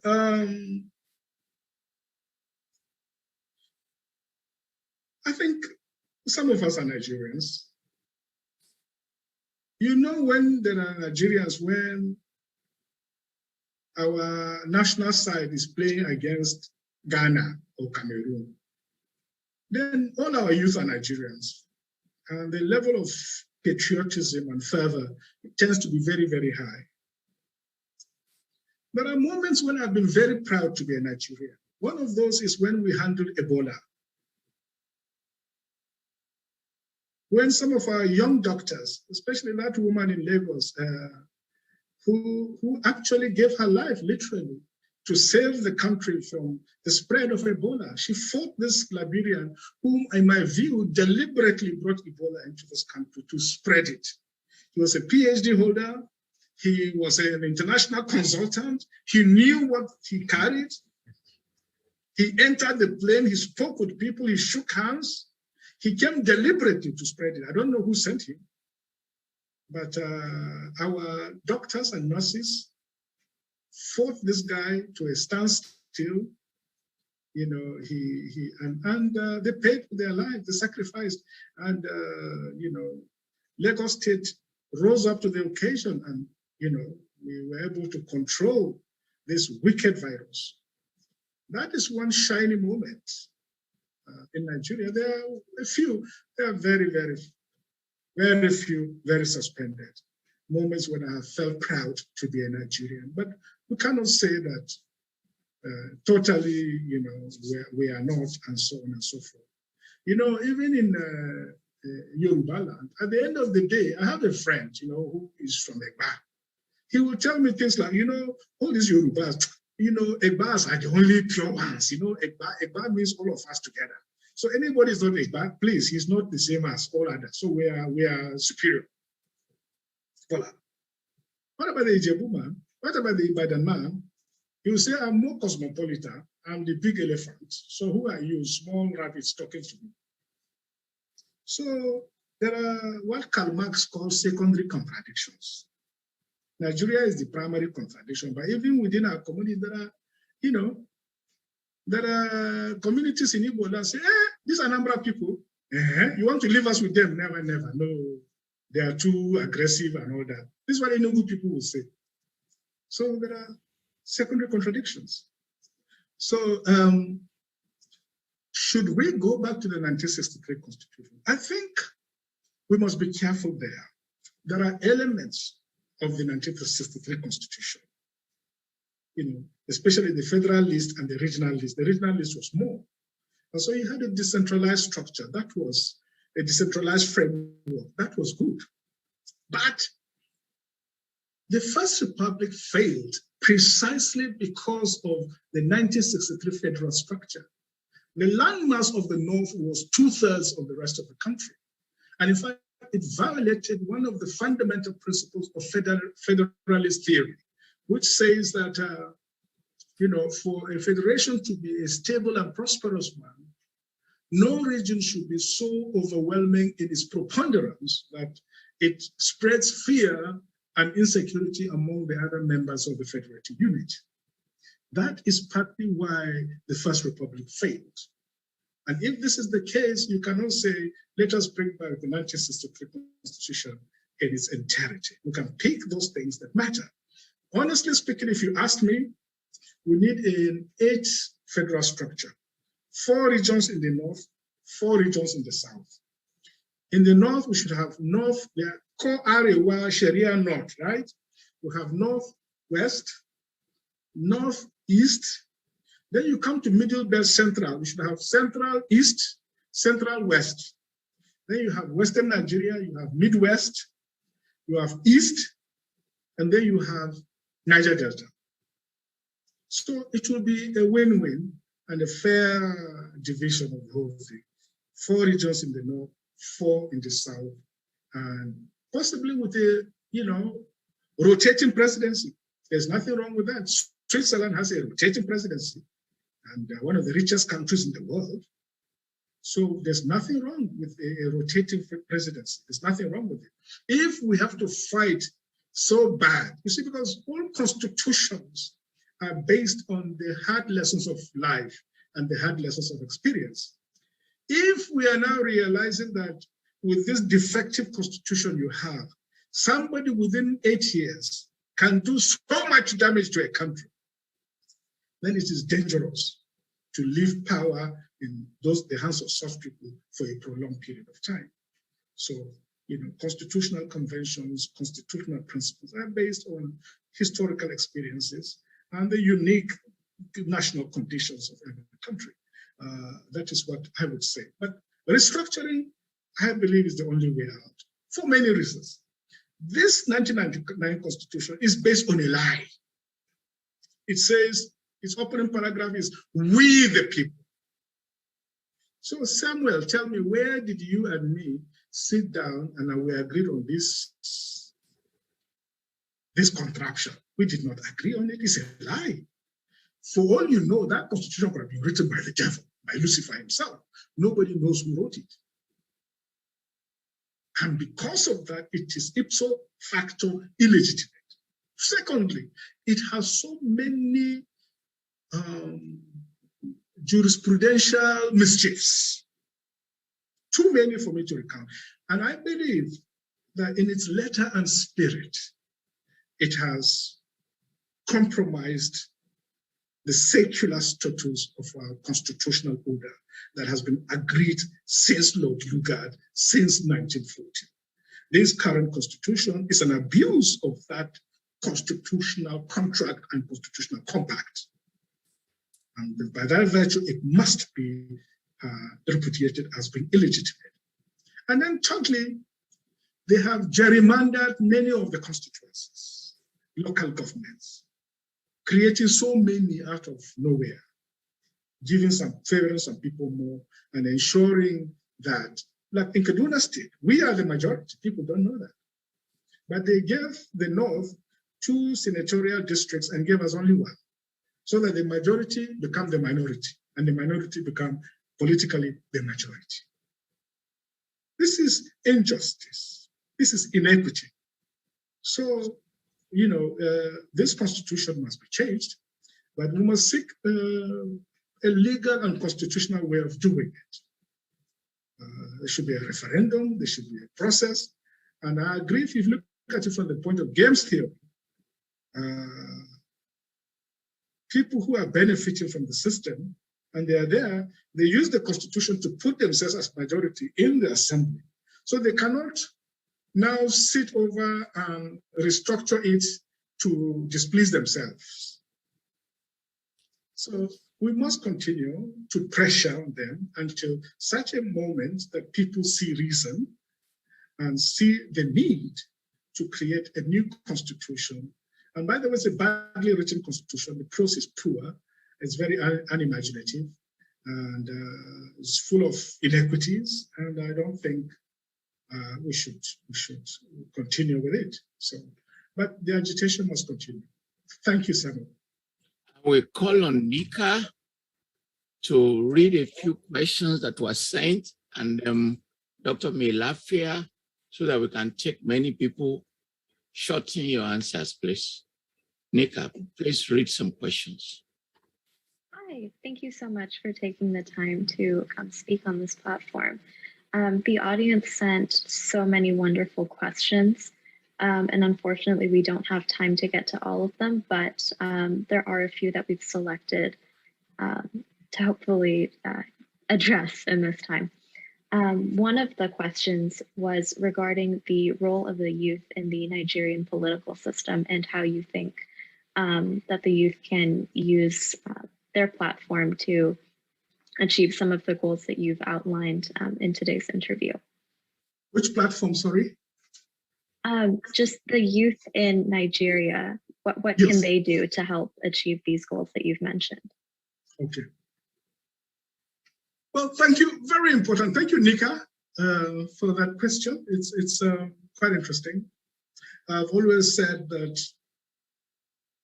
woe betide that country that ignores and neglects its youth, because it can only be digging its own grave. For one thing, the youth are the majority. You know, the youth are the majority in this country. Women are the majority, and yet they have not been empowered. They are not in the heart of our national development efforts like they ought to be. We need to open a new leaf. I'm very proud of the Nigerian youth. I'm very proud of them. With NSAS, they did very well. The whole thing was nonviolent, and I'm a believer in nonviolence. They were nonviolent, they were peaceful, and then some people shipped in people who came with daggers and guns. And then we know about the Lekki incident, and then a lot of other things that happened. But I'm very proud of the Nigerian youth. Now, the Nigerian youth also have difficulties. Let's be very honest with ourselves. You know, there are social deviances. You know, many of our families are broken, and the universities are not what they used to be. During our time, universities were citadels of moral correctness. But they've changed today. I mean, when a lecturer is demanding to sleep with a young girl before he gives her grades, that is abominable. I started lecturing in the university when I was 22. And but it never crossed my mind to ever even look at my students. Some of them were even older than me, to look at them in any other way than as my students at that time.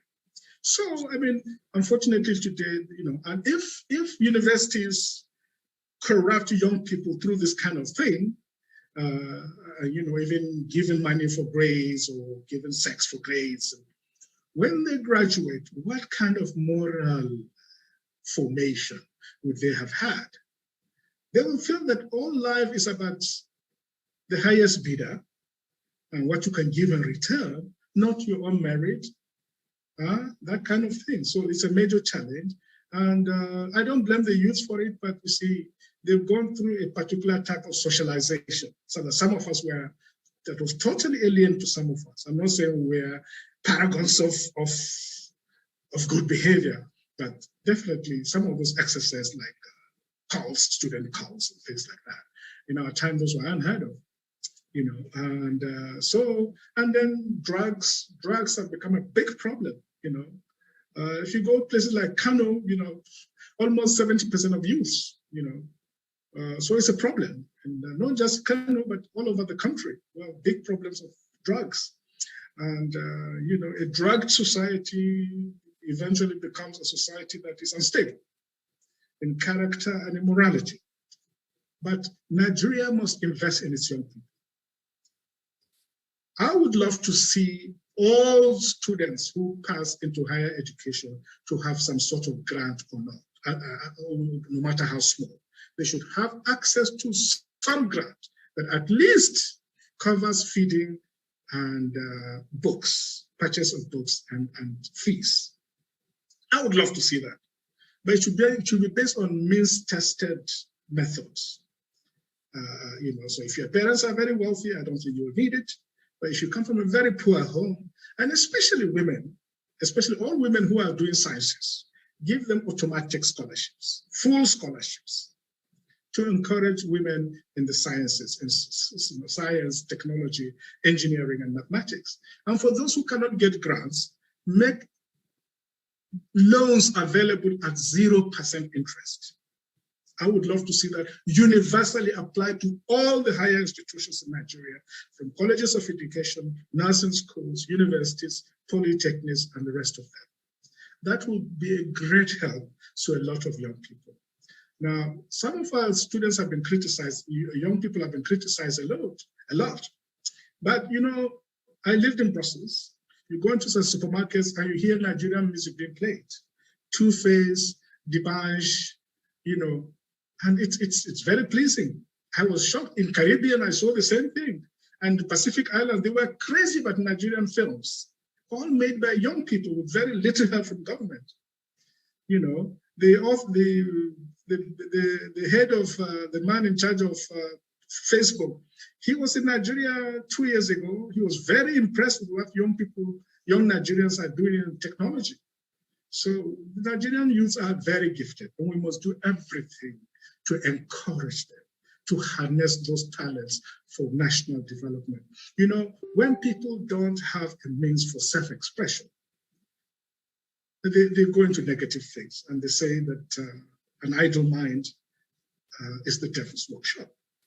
Thank you, Nika. Nika, one more question that was sent, because we have audience here, 9 of them already waiting. Check. Of course. Yeah. On a very similar note, in order to fund the education sector effectively, the federal government, of course, does need to reduce her debt burden.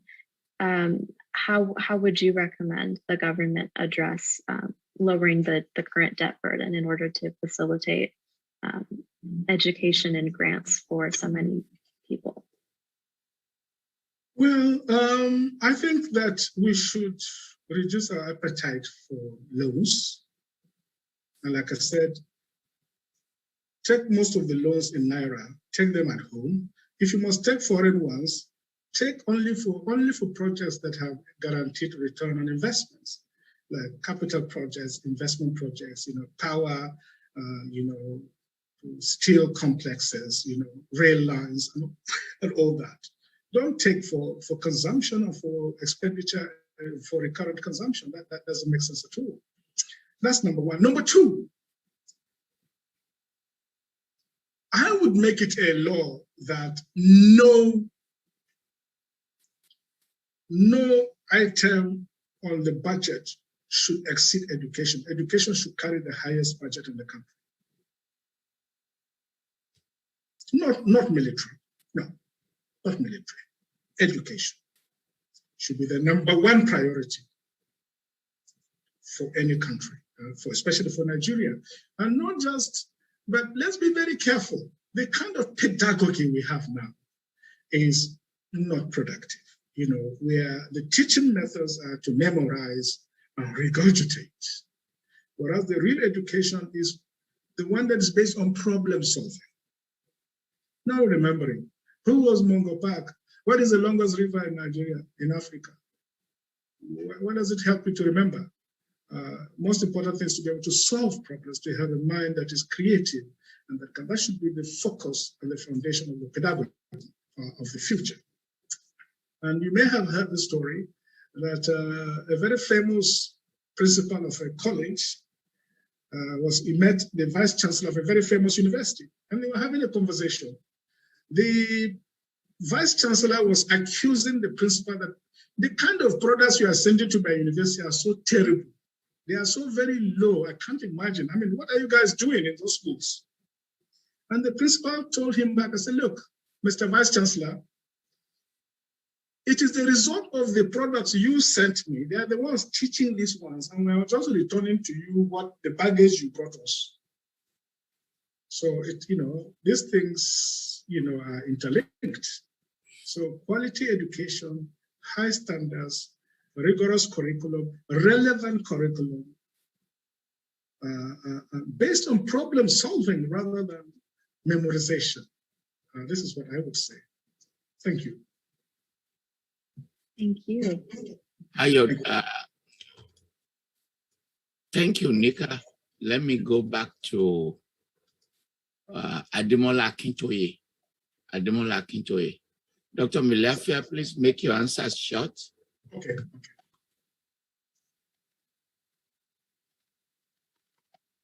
Right. Good evening. It's a pleasure to be here. Thank you, Prof. Thank you. How are you, Demola? Very well, thank you, Doctor. Thank you. Very well, thank you, sir. It's been great listening. It's been wonderful listening to you. As usual, it's an excursion in learning. And I think this has been useful for me. But my question, Dr. Mailafia, yes, with all that we have agreed about concerning Nigeria, we have an existential problem. You talked about it last year, and we all also know about it, where we are confronted with arms and so on. An agenda to Fulanize Nigeria and also Islamize Nigeria. We agree that the constituent nations of Nigeria ought to have the means to express themselves and also to determine their own future, which we call self-determination. My question is, it is all right to dream, it's all right to wish to optimize Nigeria, but what do you think is going to happen in the future? What are the Nigerian nations going to do looking into the future? Now, this is different from dreaming. This is what the reality of what they are likely to do in the future, given referendums and so on. What do you think Nigeria is going to do? What do you think the constituent nations of Nigeria are going to do? Now, I'm sorry, I have to apologize. Sure. That I have refused to put on my lights here. Recently, we were attacked over 3 months, viciously attacked, and a gun was pointed at my wife, and all of our physical assets were destroyed. So I was actually going to ask the question without the video. Prof asked me to switch on my video. Okay. So this is limited, attenuated video. Sure. Thank you. But thank you. Is, what are we going to do?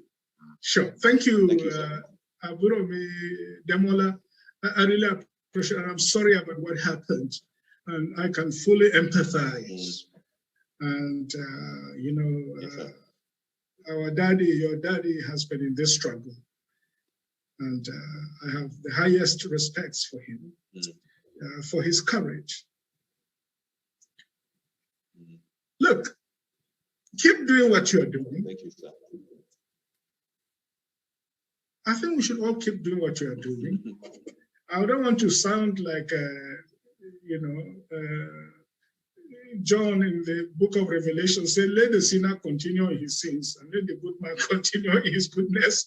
But, but let everyone be doing what they are doing, because agitation has its place. Because if you don't agitate, everybody thinks you are happy with the situation and everything is all right. So I wouldn't, look, we have different methods, we have different approaches. And I wouldn't say yours is better than mine, mine is better than yours. But let 1,000 flowers bloom. For now, I'm feeling that let's give it a try. Let's give it a try. Let's give it a try. And if it doesn't work, then, you know, we can close shop. Because in the corporate world, if a company becomes insolvent and simply cannot continue in business, you know, it has to be, you know, it has to go into receivership. So we should continue and let's see what happens. Maybe, you know, some people somewhere will have sense enough to call people to a round table and to have a proper conversation on the way forward, so that our country will breathe a sigh of relief. So I would say let's let 1,000 flowers bloom. My greatest worry is I've been a bit of a student of political philosophy, and when you come across the writings of people like Carl Schmitt of Germany, he wrote The Meaning of the Political, very famous. It goes back to ancient Greece that, you know, the foundations of the political community are based on a certain level of fellow feeling. The people belong together and have a sense of a common destiny. When people begin to feel that they are enemies, then there's no more political community. It ceases to exist. Actually, what exists is a state of war. Unfortunately, we are reaching that level where we are becoming like enemies with those that we are facing this problem. And then that one is a very dangerous threshold, because between enemies, there is no more dialogue, there's no more conversation, there's only war. And we are reaching that point, you know, based on, you know, the philosophy of Carl Schmitt, you know, what, you know, this principle that he brought up about the enemy and friend within the political community. So I'm afraid it's a very dangerous threshold. I wouldn't know what will happen in future, but I'm hoping that the doors of hope will never be closed. Thank you very much, Demona. Thank you. Daniel George. Daniel George.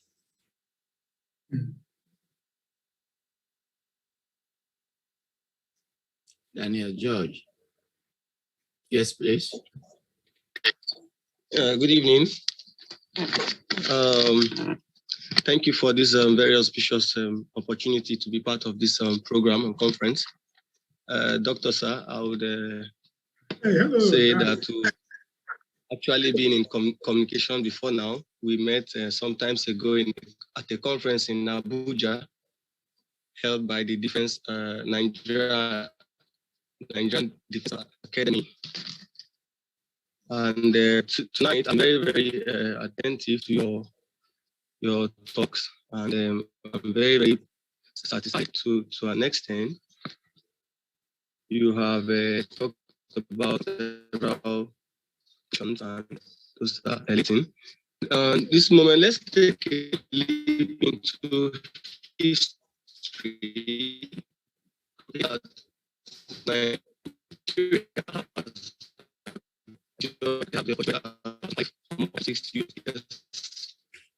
Daniel, can you write down your question in chat so I will read it?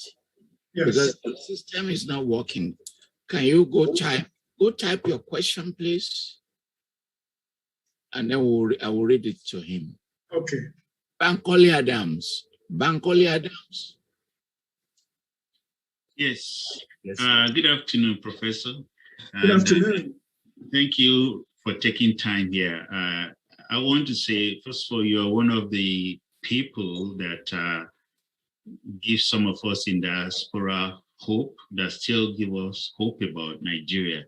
Thanks for always standing up for the truth all the time, irrespective of the danger it might cost you.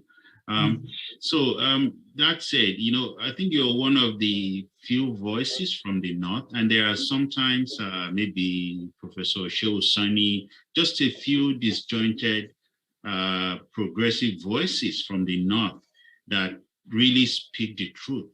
and have the heart of moving Nigeria forward, irrespective of their own location. Is it possible that we will hear a more uniform voice from the likes of you? Because we have noise from people like the Northern Coalition saying things that sometimes seem very offensive to the rest of the country. It will really be nice if we have leaders from the North that will neutralize or counteract these offensive noises coming from the North that is tearing the nation apart. And more so, if you're able to galvanize such kind of coalition of voice of reason from the North, is that coalition able to influence some of the members of the National Assembly? The North has a majority in there, and we've seen lately the National Assembly has been, they have a penchant for passing bills that alienate the rest of the people. So I'm just wondering if you, sir, can be a force that will galvanize some of the leaders of thought from the North to really give us some more refreshing and more hopeful news from the North. Thank you. Well, thank you so very much, Dr. Bankole. Well, you are right, you use the word disjointed. It's true. Senator Shehu Sani is in Kaduna these days. I'm somewhere else. But yeah, I mean, we need to talk more, and we need to coordinate. And you are very right. We are not doing enough of that. That is an issue. But thank you for the challenge. I will take it up. I think we need to be more coordinated. We need to speak more with a common voice. And that is very, very important. Now, having said that, you also probably need to realize that there is nothing like a united North. It doesn't exist anymore. When some of us were children, we were very young, we would interact a lot. We go to holiday on each other's houses. Salah, we celebrated. Christmas, we celebrated together. I can tell you for the last 15 years, nothing of that kind. Even though people that I thought were very close friends, we don't interact anymore. We don't interact on a personal level, not anymore. Our children don't. Our children are growing up aliens to each other, basically. And I ask myself, based on what Carl Schmitt said, we are becoming more of enemies than friends. And can you build a political community on that basis? The answer is very difficult. I don't think you can. So the North is no longer one monolithic entity. There are very deep divisions, very deep fissures. There are wounds that are not healing fast enough. They probably will never heal. And if there are wounds in a relationship, it's difficult to just use Band-Aid. You have to go to the root of the problem. That's where we are. Thank you so much, Dr. Bankole. Well, that's an important point on interactions at personal level. I'm hearing it for the first time. Yeah. Very frightening. It is. Chris Gankon. Chris Gankon?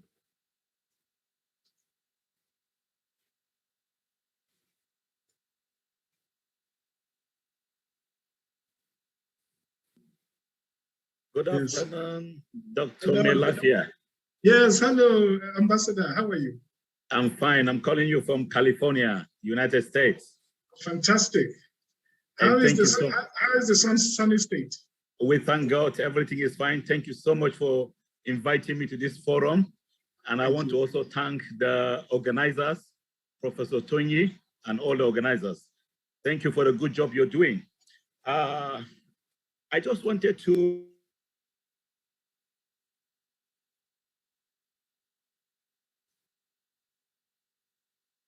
Can't hear you. Unmute yourself, please. Your voice. Okay, can you hear me now? Yes. Yes. Okay. Again, I want to ask you a question about what those of us in the diaspora can do to help Nigeria move forward. Some of us are looking at the issues. You have mentioned most of these issues, and we are aware of it. And looking at what the current government is doing and the Fulani agendas, we're thinking, what do you think? Are there practical steps that Nigerians can take to unite themselves and call a spade and mention to the whole world that what is happening in Nigeria is unacceptable? This is Fulani agenda that is being propagated by the Buhari's regime, and that the world need to understand that the problem of Nigeria is actually the president and his tribal men that are pulling the narrative of trying to use religion to divide Nigeria. I don't know, what step do you think that we in the diaspora can take to really help the people in Nigeria? Well, thank you so very much, my brother Chris. I think it's a very important question. I think you should, and in fairness, don't shortchange yourself. The diaspora have done a lot. Yes. In fact, in some cases, they have done more than people back home. You know, we hear it, we are seeing demonstrations around embassies from Japan to France to London to, you know, Germany, we are seeing, you know, peaceful demonstrations by members of the diaspora, you know, fighting for the rights of the Nigerian people. And in fact, you guys have been very patriotic, but you can do more. One thing I must tell you though is I'm beginning to feel that somehow there is a deliberate conspiracy of silence about what is happening in Nigeria, because the American government is not saying much. The British government is not saying much. The EU is not saying much. And I suspect that these people have been lobbying. We hear allegedly that they have been lobbying a lot, newspapers, radio houses, televisions, to make sure there is a blackout on the atrocity. In fact, they have even tried to warn media houses and editors in Nigeria not to publish graphic details of any killings in Nigeria. And they've extended it abroad. And above all, the United Nations. The United Nations announced last month that 345,000 children have been killed. Children have been killed in the Northeast over the last 12 years. And you know, they mentioned it just quietly as though it is just numbers, you know. So if 345,000 children were killed in the Northeast, how many adults were killed in the same Northeast? What about the rest of the country? What about the Middle Belt? You know, when I tried to do the permutations, honestly, the implication was very frightening. If we are not careful, the number of casualties may be approaching 1 million. When 900,000 were killed in Rwanda, that genocide sent shockwaves throughout the country. Admittedly, we're a large country. But if the UN can just announce that 345,000 children were killed, and then it's neither here nor there, it's just a piece of information. I ask myself, what kind of United Nations do we have? Do they understand the mandate of what the UN stands for, the UN Charter? Have they even heard of Dag Hammarskjöld, who laid the foundations of a moral United Nations that must intervene in serious situations, or even their responsibility to protect, which has now become a principle in international law, put forward by the late Kofi Annan. The people, the PAC and the UN now are totally immoral creatures who don't give a damn at all That is my conclusion. It is very cynical. It is very iniquitous. So I fear that behind that conspiracy of silence, there is a more sinister agenda that is shared between the Fulanis and some of these world powers who have agreed that even if 1 million people were killed, we should just suppress the voices, keep it under the carpet. After all, there are too many Black people in the world anyway. But I think we should continue to do more, organize yourselves more, agitate more, and write strong representations to your legislators, your congressmen, the relevant authorities. Continue to agitate about what is happening in Nigeria. And your voices can never be suppressed. So thank you so very much once again. Mr. Abiodun Olomola.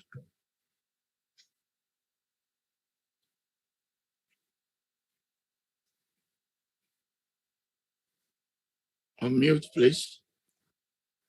Okay.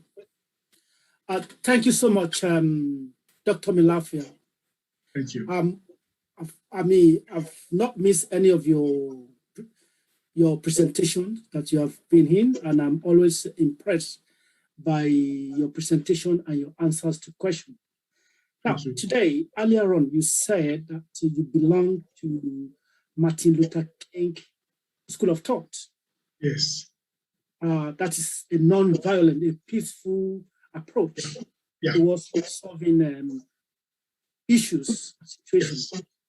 Now, if we that here look critically at the body language of this present government, from my point of view, they don't seem to want to change. They're already pressing on, they're already planning the 2023 election. Mm-hmm. They're already, and if you can see what they're doing, they're already trying to remove obstacles that can prevent them from going ahead with their plan. They want to carry on and impose their candidates on the rest of the country. Now, this will not be acceptable to quite a large number of people in the country. Mm-hmm.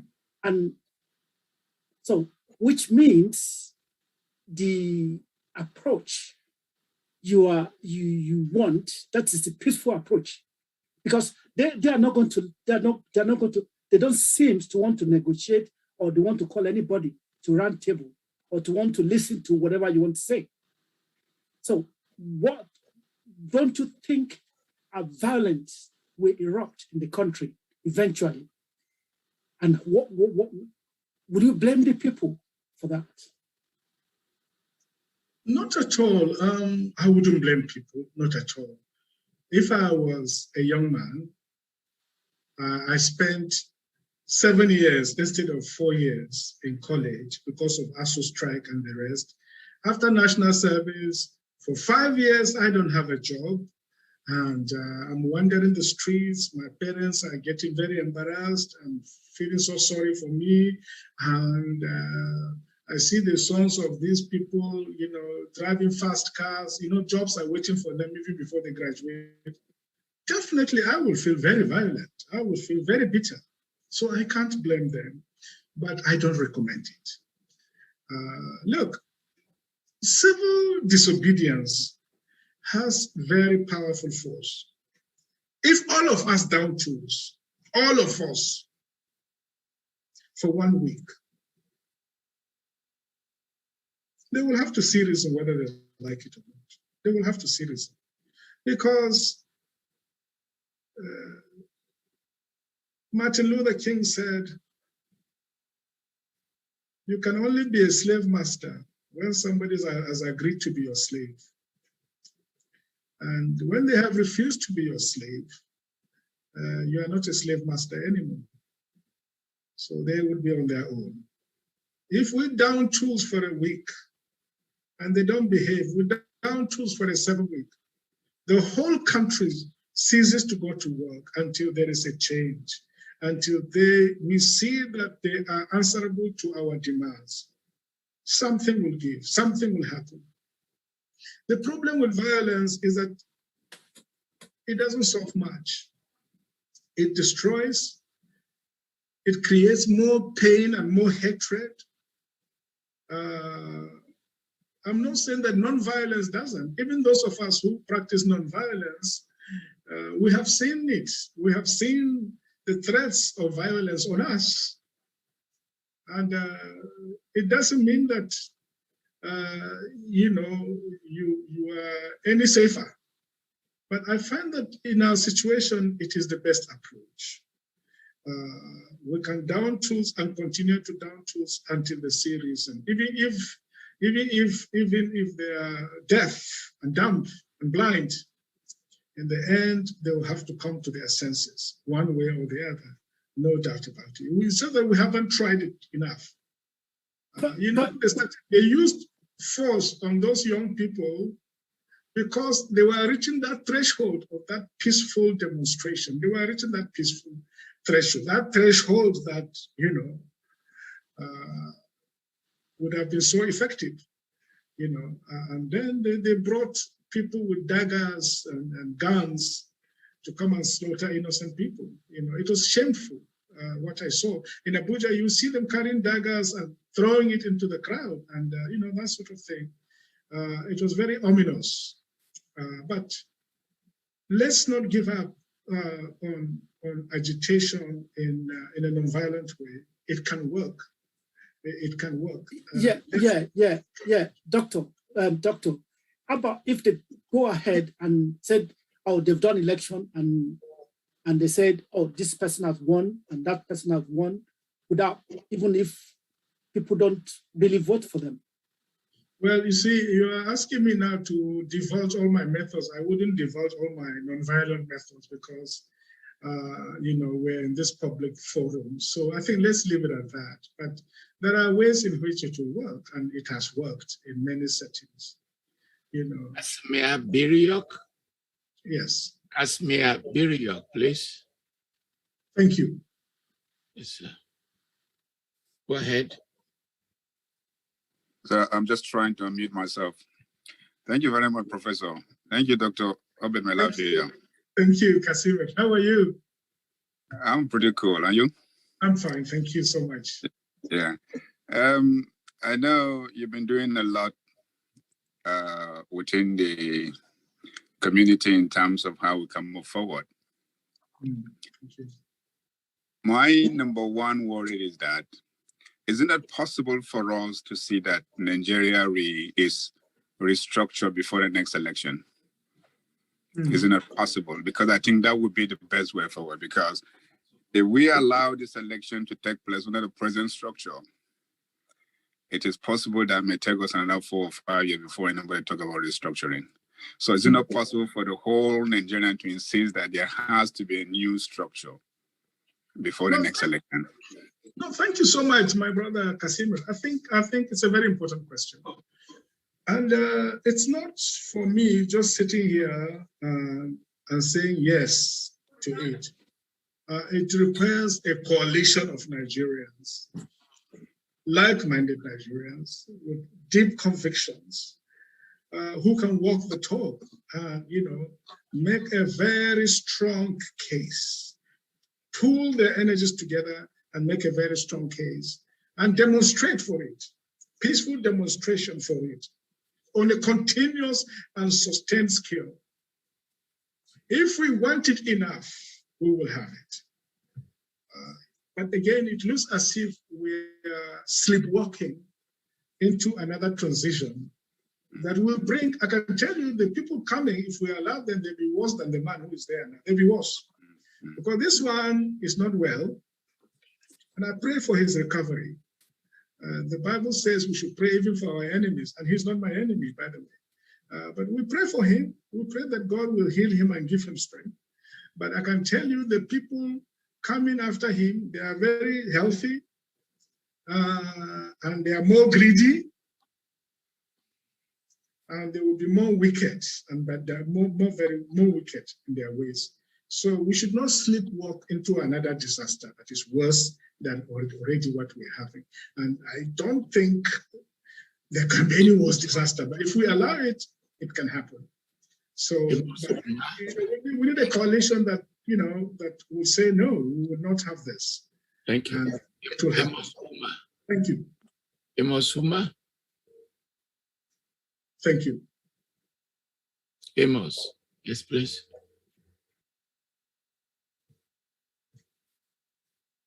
Unmute. Unmute yourself. Good evening, everyone. Good evening, Doctor. Good evening. How are you, Mr. Amos? I'm fine, sir. Well done. It's been a while. Yes, thank you. I have just one question for you, sir. Yes. You've talked about the killings, the Fulanization, the insecurity all over the country. I want to know, do we expect anything or a different scenario after 2023? Because the people are tired. The Southern Kaduna people, the Middle Belt and everywhere, everybody is asking, when will this insecurity come to an end? When are we going to hit a set of relief? So that's the question, sir. Thank you. Okay, thank you so very much. Well, I wish I could give you an answer, but I have no ready-made answer as to when this thing will stop, or if it will stop at all. One thing is clear to all of us is that there is an agenda. These people don't work in terms of 1 or 2 years. They work in terms of 20, 30, even 50 years. That is how far they go in their thinking.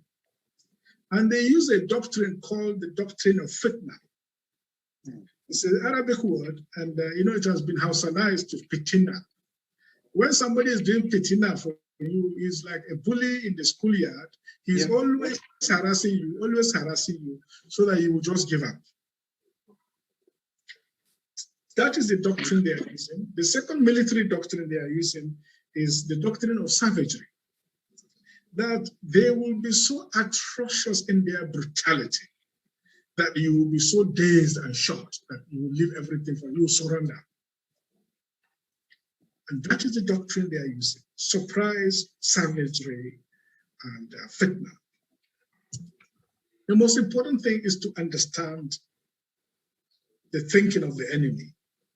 He's thinking long term. He wants to crush your spirit, your very spirit, so that you don't have even the courage to stand up to him. So we need to understand, and we need to build a stronger sense of community. We need to build a stronger sense of community. I'm a man of nonviolence, but if somebody is coming to attack your family, I cannot say, don't defend your family. I could never say such a thing. It's a natural justice that you must defend your community, you must defend your state. I am preaching nonviolence, but I am a realist enough to understand that there are situations where people must defend their communities, and you cannot deny them that right. You cannot deny them that right. So we don't know what happened. I'm so pessimistic that I don't think there's a liberal one among them. They have the same ideology, a very evil and pernicious ideology that is against humanity, really. That's what it is. But if all Nigerians rise up, for example, I don't know why people are eating beef. If all of us decide that for 1 year we're not going to touch beef, we can cripple the economic basis. We can cripple it. Just so, because if you don't eat beef, in fact, if you are at least 40, eating beef is not even very good for your health. Yeah. So we can decide to say no more beef for the next 1 year until this Fulanis stop their Fulanization and the killing of innocent people. We're not going to eat their beef. Amba Daniel, please. Thank you. Amba Daniel. Amba Daniel. Yes, please. Okay. Thank you for the opportunity, Prof. Thank you. How are you? Good evening How to all are you, participants. Dr. Ahmad Daniel? How are you? I'm good, thank you, Dr. You recently Obadiah successfully Mailafia. defended your PhD in monetary economics. Well done.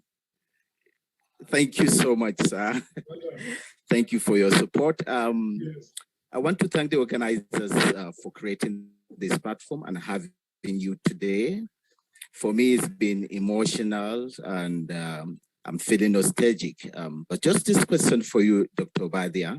You know, the physical arrangement we have in Nigeria creates some space for state governors to complement the efforts of the federal government in nation building.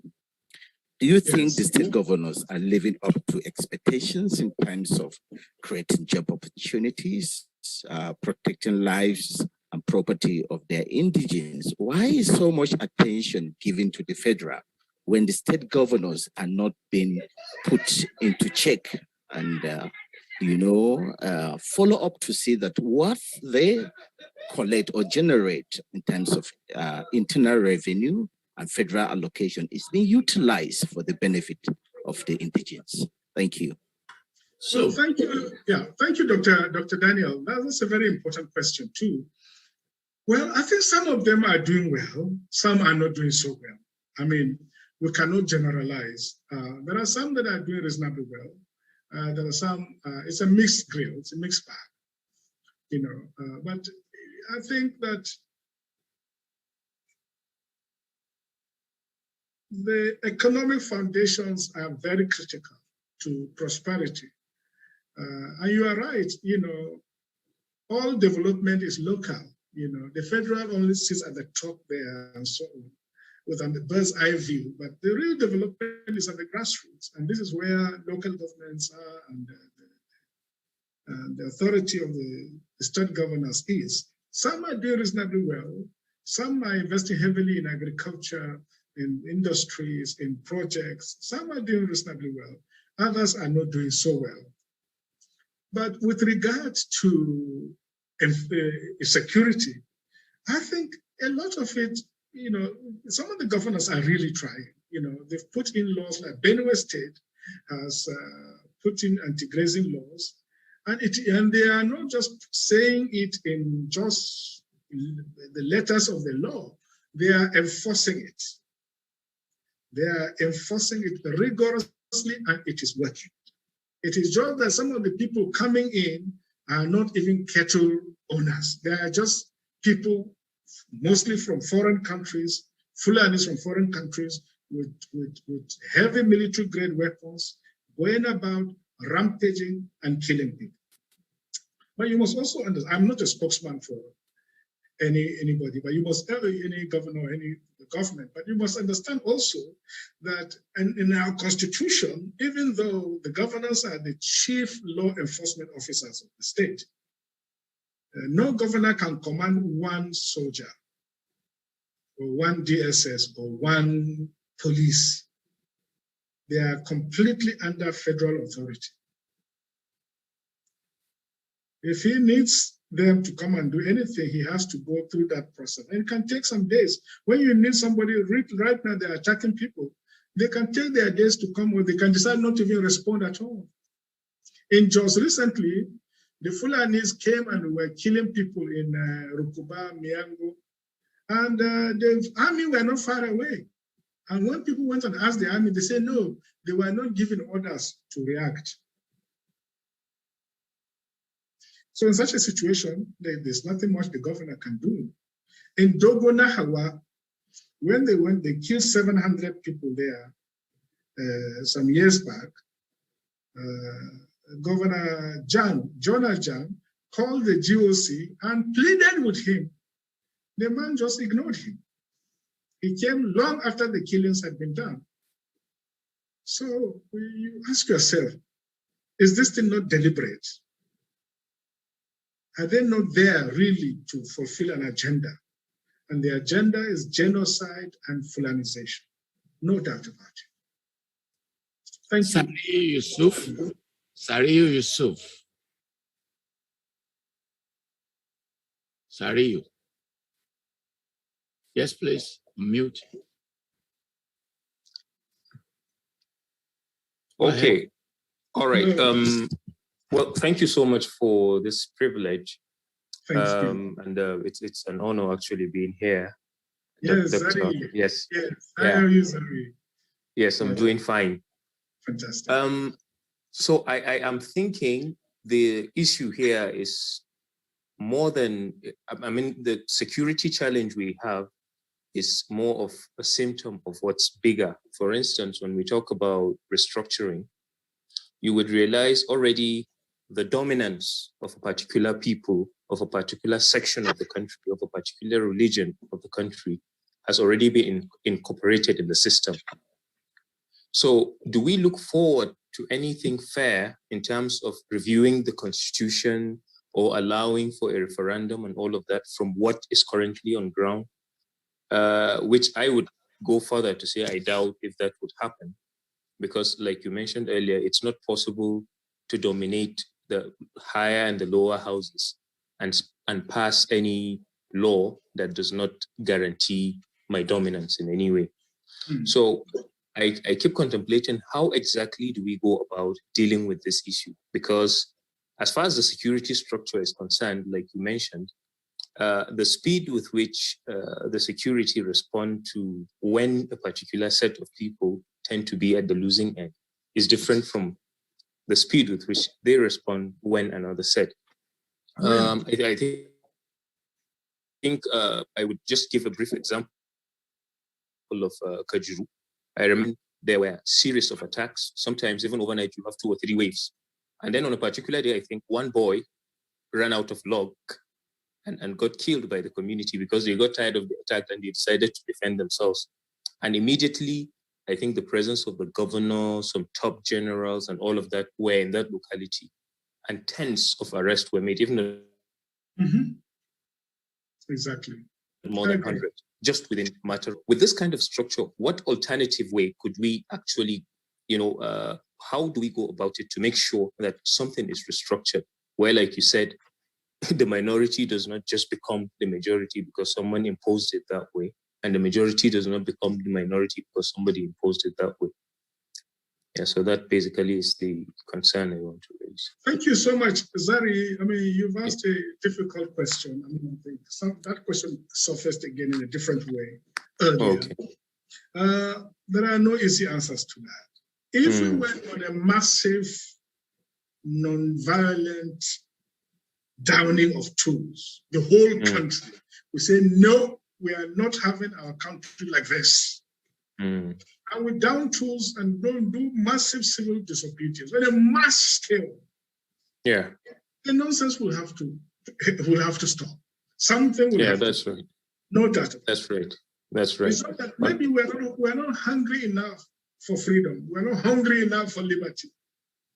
But I can tell you, when we are hungry enough for it, something will have to happen. They will have to shift ground. No doubt. Yeah, that's right. I think the mastery of the core northern elites in employing religion, especially in how they quelled the NSAS protest. So militaries were brought in and told it was a jihad. So they just went into the streets of Abuja and they felt they were doing it for religion when it was political. So I think that makes it also impossible. If from the south it comes up, once it comes to the north, you just throw religion and then it kills everybody. Exactly. Yeah. That's how the Almajiri are being used. That is the purpose of the Almajiri. They deny them education so that whatever they are told, they accept it. Somebody told me that if you go to Metropolitan Kano and you just bring a lorry and tell people, give them 200 and say, enter this lorry. They will not ask you why. They will collect the 200 and enter. You take them to another end of Kano, you give them 500 and say, okay, go to that house and burn it. They will not even ask you why, they will just go and launch it. That is Karl Marx called them the lumpen proletariat. They have no education, they have no consciousness, they are there to be used for the elites. And they are often very violent and very destructive. Yeah. The same people who beheaded Gideon Akaluka. Put his head on a stick. And went about dancing with it. because his wife, who was baking akara, she saw a piece of paper, she picked it, and they said it was part of a holy book and that she had desecrated it. Mm. It was just an Arabic writing, that's all. They revenged on husband by chopping off his head, putting it on a stake, and going up and down about it. Mm. And you are telling me that Igbos should not feel aggrieved. This is the kind of evil that our country is capable of doing, based on people who have become a reserve army to be deployed on meaningless, nihilistic violence. This is what is happening to our country. Anyway, thank you so very much, Zari. Marvel.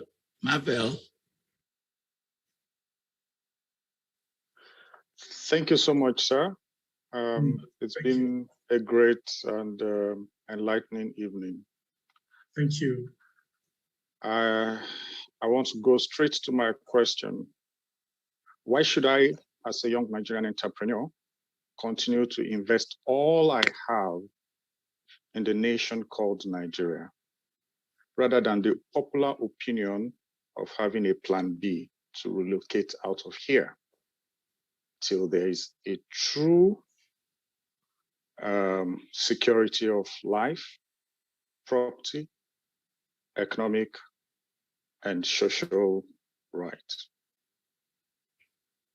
Well, thank you, Marvel. You have a marvelous. Which is it for you, Dr. Obadiah? Do you think the government is unwilling or unable to protect the people of Southern Kaduna? In fact, it is not only unable, it is unwilling, and we have good reason to feel that they are part and parcel of the killers. Let me make some revelations to you. That's a very big allegation, Dr. Obadiah. The government is part and parcel of the killers. Yes. That's big. Yes. Okay. How would the government just say, oh, it is revenge killing and so on? Then you leave it there. Oh, because it is revenge killing and so on and so forth.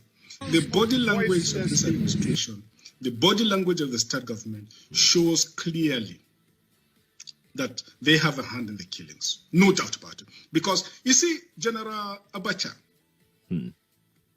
and people don't give him his due. Do you think you would have tolerated such nonsense? And let me make some revelations, because some of us also have our own intelligence networks. Okay. Have met with some of the bandits.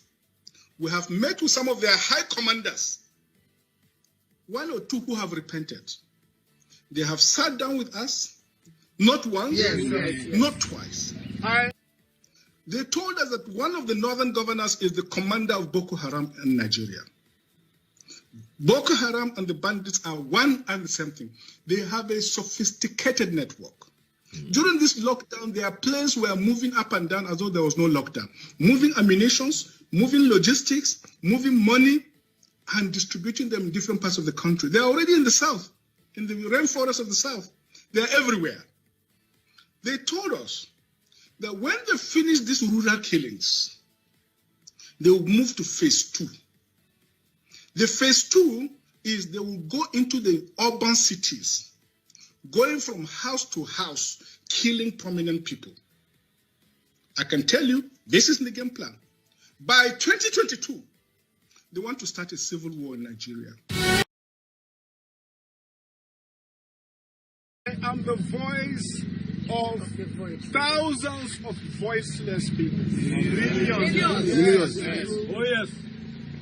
Muslim youths have taken me as their voice. Yes. Right?